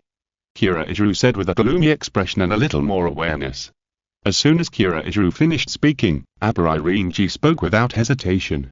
You guys run, I want to fight this guy. Rukia almost couldn't help but kid Seireitei again and said. Stupid, now is not the time to show off. After a pause, Rukia continued in a low voice. I have mastered a powerful binding technique, but it takes time to chant. You can help me delay time. This may be the only chance. Huh. Rukia, when did you learn the powerful binding technique? Seireitei asked in confusion. In an instant, Rukia listened to this untimely question, and her eyes kept staring at the big hollow in front of her. Several welts appeared on her forehead almost uncontrollably. However, the next moment, Rukia felt that her eyes were blurred, and the big hollow had instantly appeared in Rukia's close proximity, and the claws in its hands with blood and flesh foam stabbed directly at Rukia's abdomen. So fast. Rukia even felt that the speed of the big hollow in front of her was almost the same as that of the hateful guy Senju Makutō in her impression. It was so fast that it was just like every time she was manipulated by Senju Makutō without any ability to resist, and she didn't even have time to swing her sword. At this moment, a roar sounded beside Rukia, and the red-haired Seireitei pressed directly towards the hollow, roaring angrily. Asshole, your opponent is me. Bang. A dull sound, several figures crossed each other.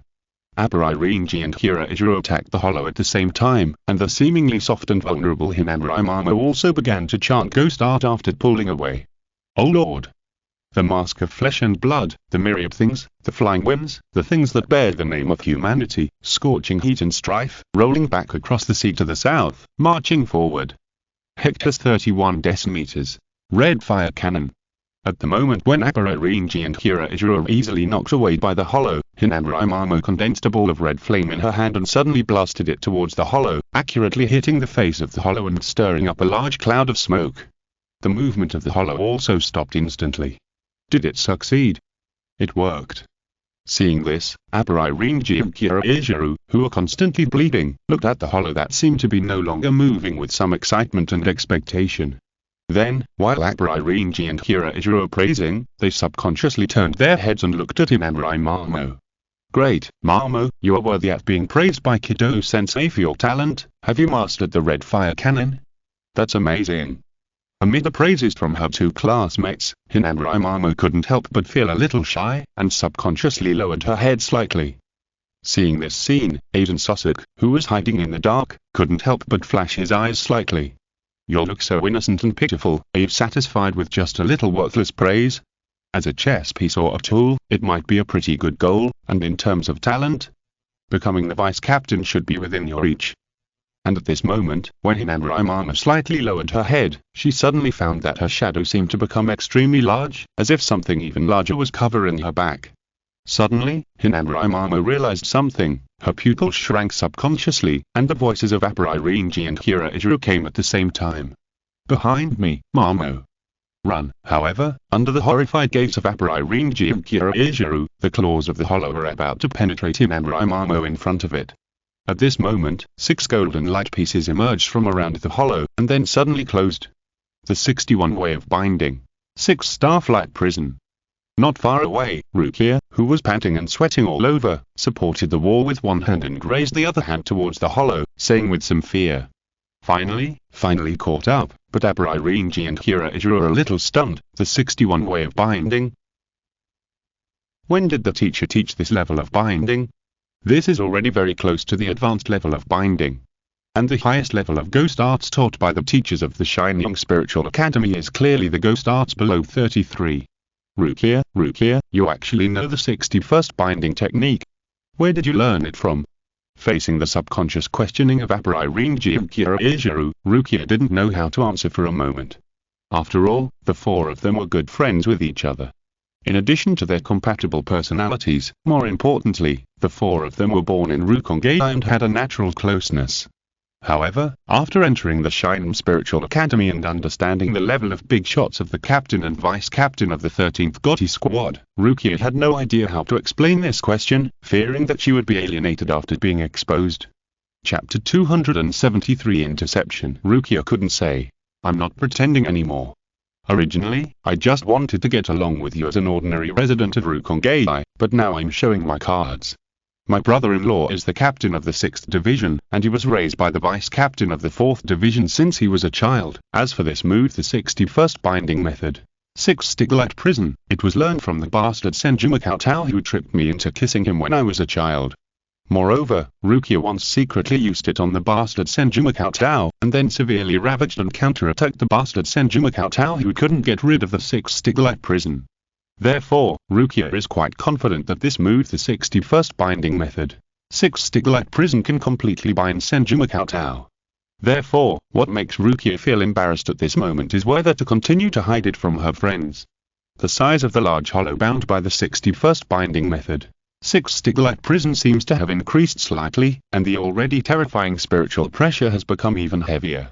More importantly, the 6 pieces of light kept shaking under the struggle of the hollow, as if they could break free of the 6 Starflight Prison of binding 61. How is it impossible? It's only been a few seconds. Seeing this, Rukia's face was full of disbelief. Even the bastard Senju Cheng, the vice-captain of the 4th Division, was completely unable to move and break free when he was bound by the 6 Starflight Prison of binding 61. Moreover, Rukia had secretly asked the captain, Byakuya, and Byakuya personally admitted that Cheng Senju's strength was not inferior to his. No matter how powerful this hollow is, it can't be done to this extent, right?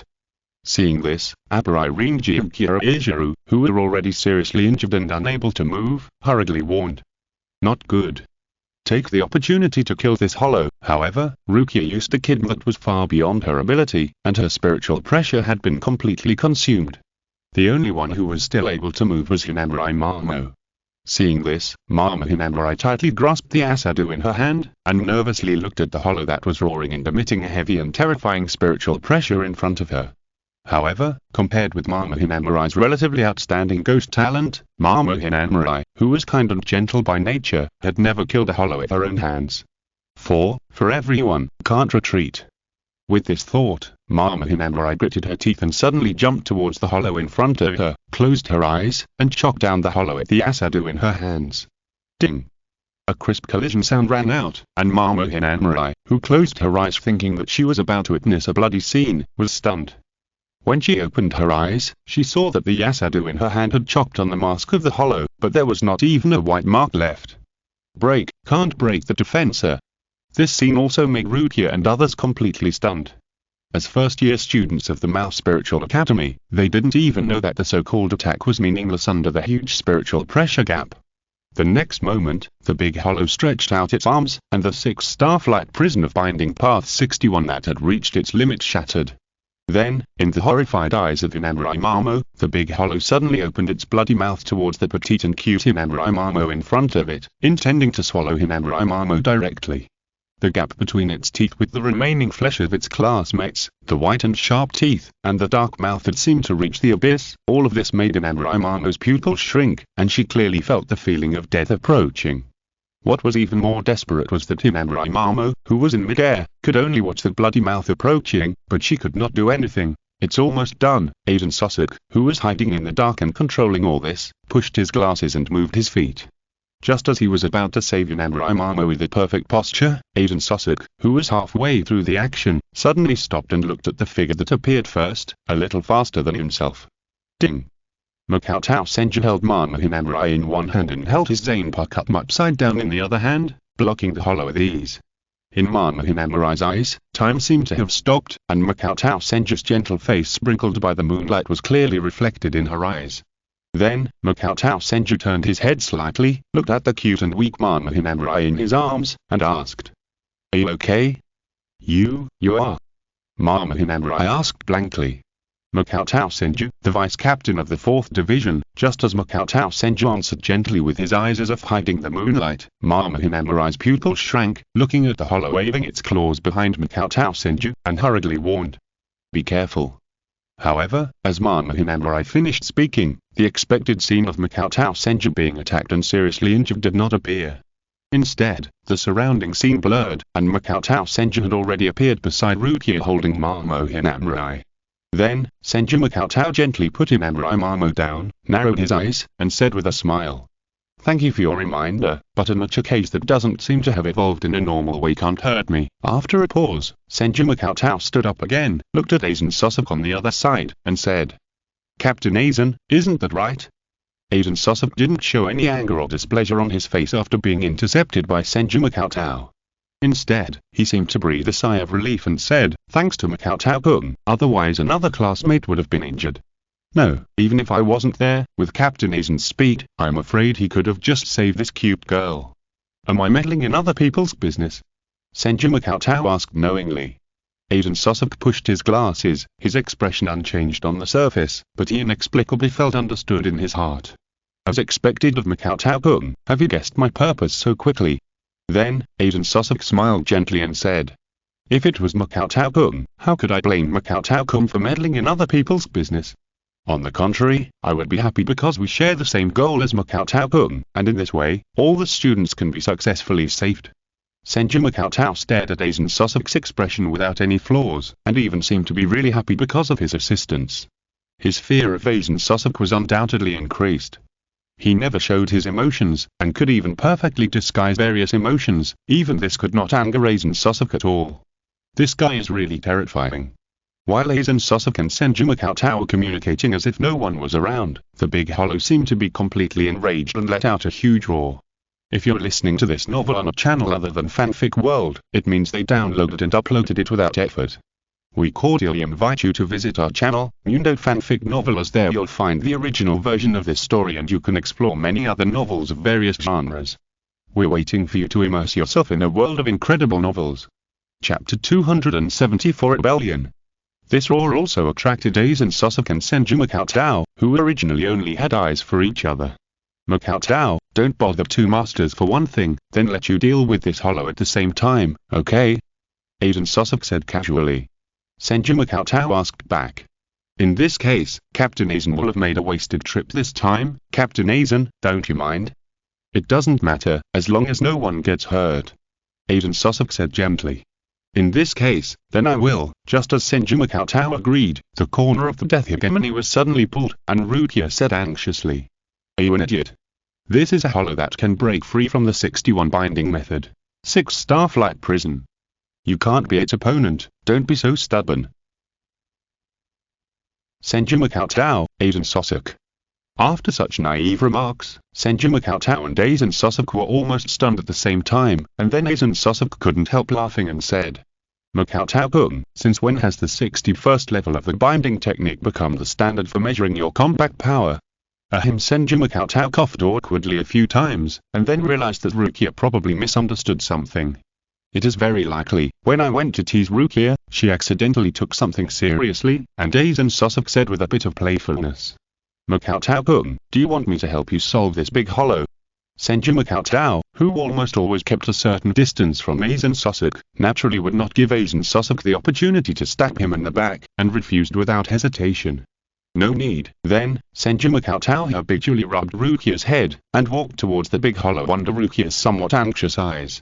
As if it sensed some kind of threat, the momentum of the big hollow gradually weakened as Senju Makotao approached, and its whole body was tense as if it was about to explode at any time.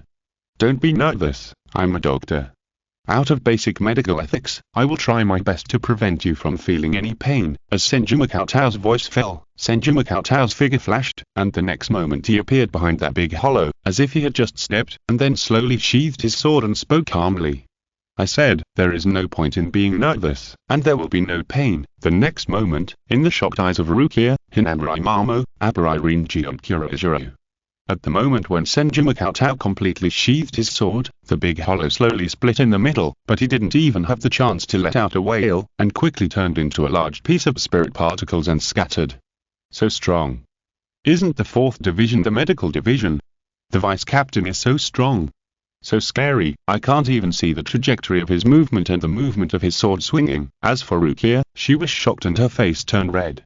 Obviously, she realized that the hateful bastard Senju Cheng was just teasing her. What a powerful 61st binding technique. 6-star flight prison. Even if Senju Cheng himself was bound, he couldn't resist at all. Do you want to learn it? If you want to learn it, I can teach you at a slight disadvantage, but little Rukia, you have to give me something in return, right? Recalling the world full of temptation in the past, and the look of Senju Cheng who seemed to be at a disadvantage and taught her the way of binding reluctantly after being kissed. Rukia wanted to find a gap on the spot and crawl into it, and then drown herself in tears. However, before Rukia could make a shameful and soul-deep denunciation against Senju Cheng, Mama Hinamarai, who was standing beside Rukia, seemed to be completely overwhelmed. She hugged Rukia's arm with some excitement and said excitedly, Rukia, look, Senju is really too strong, gentle and powerful, Rukia said with gritted teeth. No, he is just a hateful guy. Suddenly, Mama Hinamarai's face changed slightly.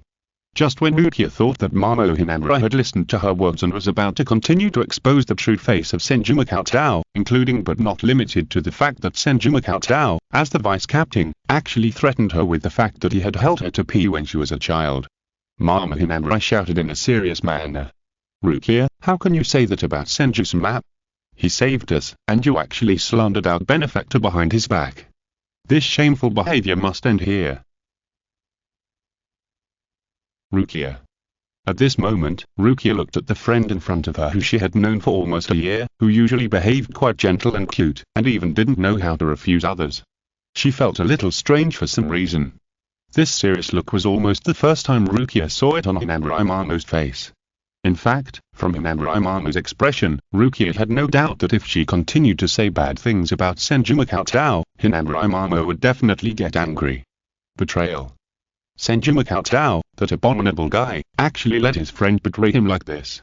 Rukia stared at Senju Cheng, who had already started to treat Abarai Rinji and Kira Ijiru, and swore that sooner or later she would expose the true face of this abominable bastard. However, the next moment, Hinamarai Mano stood in front of Rukia, blocking Rukia's gaze at Senju Cheng, and Senju Cheng, who deliberately showed a rare high-profile performance in front of these freshmen, was originally intended to slightly disrupt Aizen Sosok's plan. However, after noticing the admiring look of Hinamarai Mano, and the respectful eyes of Abarai Rinji and Kira Ijiru, an idea came to his mind. Rukia obviously has no chance. The main reason is that Senju Cheng accidentally exposed too much evil taste and evil in front of Rukia when she was young, so that some of his image in front of Rukia collapsed unconsciously. However, Hinamarai Mano, Abarai Rinji and Kira Ijiru all grew up rapidly in the next 50 years and then served as the backbone of the Seireitei as vice-captains. In other words, they are all seedlings with considerable value. Completely conquering them and developing them in the way of spirit superposition may not play a more important role in the future. With this thought, Senju Cheng was undoubtedly gentle and friendly when treating Abarai Rinji and Kira Ijiru, and he severely brushed the favorability of Abarai Rinji and Kira Ijiru. Handsome and elegant appearance, gentle temperament, gentle and friendly manners. Soon, Rukia discovered that not only Hinamarai Mano had betrayed her, but even Abarai Rinji and Kira Ijiru seemed to be completely convinced. Chapter 275. Aizen Sosok's gaze. As the other supporting Shinigami arrived one after another, they handled the follow-up matters in an orderly manner. Some of the limbs that were collected and whose original owners were difficult to distinguish also made the surviving first-year students understand the cruelty of being a Shinigami. The fear of the remaining hollows, the sadness of the death of classmates, the confusion about the future, made the first-year students hiding in various places seem extremely silent. As the captain of the 5th Division who arrived first, Aizen Sosok directed the Shinigami to deal with the follow-up, and said to Senju Cheng who was standing not far away. Cheng, aren't you going to say something? This seemed to remind Senju Cheng that this was the time to win people's hearts and gain fame. Senju Cheng looked at Aizen Sosok and said, some things need to be overcome by yourself in order to grow. However, in Aizen Sosok's ears, this statement was undoubtedly more like Senju Cheng's evaluation of the other first-year students. If the performance of Rukia and the other four can be regarded as chess pieces with certain talents, then it seems too much to call the other freshmen who can only cower and tremble as ants. This kind of existence is indeed not worth caring about. Aiden Sosok smiled gently and said, "Makoto-kun is really gentle. He always has expectations for their growth, but unfortunately sometimes the limit is already determined. If you don't deliberately change it, you may never be able to grow. Who knows, there is always more than one way to break through the limit, and maybe you don't necessarily need to rely on external forces." Senju Makoto replied. Aiden Sosok seemed to be chatting with a good friend. His tone was not as perfect and gentle as usual, but more like a feeling of pleasure. "I see, is this Makoto-kun's philosophy? It seems that Makoto-kun has also gained something." Senju Makoto narrowed his eyes slightly, always feeling that Aiden Sosok seemed to be hinting at something, and turned to look at Aiden Sosok with a bit of stare. "Aiden Sosok, did he notice my research on spiritual superposition? It's unlikely, right? I'm immune to Aiden Sosok's mirror flower and water moon, and all my research is carried out in the jingling court, with you Luz-Hee helping to guard at all times. Aiden Sosok can't be secretly observing my research without being noticed. Is it just that I am overly sensitive?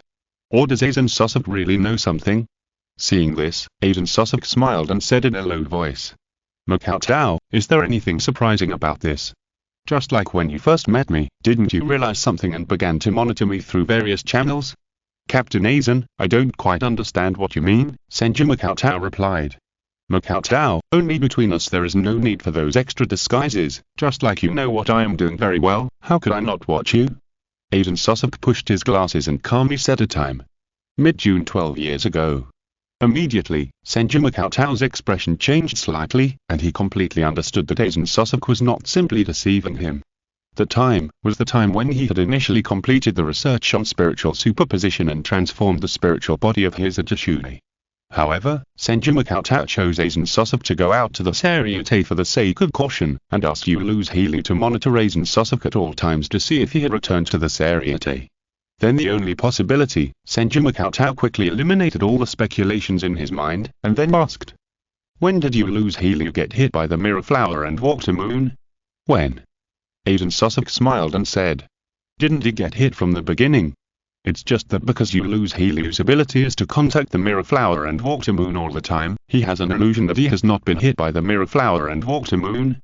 After a pause, Aiden Sosok said disapprovingly, "In the past, I just thought it was unnecessary to take action for a prisoner like Seireitei, but it's not difficult to crack this ability." At this point, Aiden Sosok seemed to raise a finger cheerfully, as if joking with a friend. In this regard, Makoto seems to trust Seireitei too much. The only one who can truly witness the truth in the entire Seireitei is Makoto, and to deal with Seireitei, you only need to use a little thing to temporarily isolate the contact between the spirit particles and the mirror flowers and water moons in the Seireitei. Aiden Sosok's tone was rare and cheerful, but Senju Makoto's face was a little stiff. Sure enough, no matter how much he valued this man, Aiden Sosok, it was not excessive. In the past, Senju Makoto, based on the inertial thinking generated by his previous life, after confirming that Luz-Hee could witness the truth of Aiden Sosok, subconsciously maintained trust in the information provided by Luz-Hee. Aiden Sosok, how much does he know? At this moment, feeling at a disadvantage again, Senju Makoto, who was almost completely suppressed by Aiden Sosok, asked back. "Captain Aizen is really getting more and more terrifying. Why are you telling me all this?" Aiden Sosok fell into deep thought, causing Senju Makoto to twist his fingers hitting his sleeves unconsciously. He was ready to fight Aiden Sosok here. According to common sense, when a terrifying existence like Aiden Sosok is honest with you, it often means that he has made all the preparations and is sure that the other party will die here. And himself, there was no fear in Senju Makoto's eyes. Although he had not yet mastered Bankai, the completion of his ultimate spirit body was gradually increasing, and coupled with the sword art that seemed to have reached a certain level unknowingly. Perhaps, today is the moment for Aiden Sosok to test the sword. Just when Senju Makoto had this realization, and was even ready to be perceived by a large number of modified hollows led by Aiden Sosok. Aiden Sosok's tone seemed to be a little distressed. "Makoto-kun, you have kept such a distant name with me until now, which makes it quite difficult for me to hide those secrets from you and not report them to the Central 46th Office." After a pause, Aiden Sosok said jokingly. If the Zero Division knew about Makoto-kun's research, he might be summoned as a member of the Zero Division as a vice captain, which is unprecedented. Senju Makoto. For a moment, Senju Makoto almost failed to react and almost choked himself. End of this chapter. Thank you very much for reaching the end. Don't forget to like. Looking for more exclusive content and immediate access? Subscribe to our Patreon. Remember, every like, subscription, or donation encourages us to continue. Thanks to everyone. See you in the next video.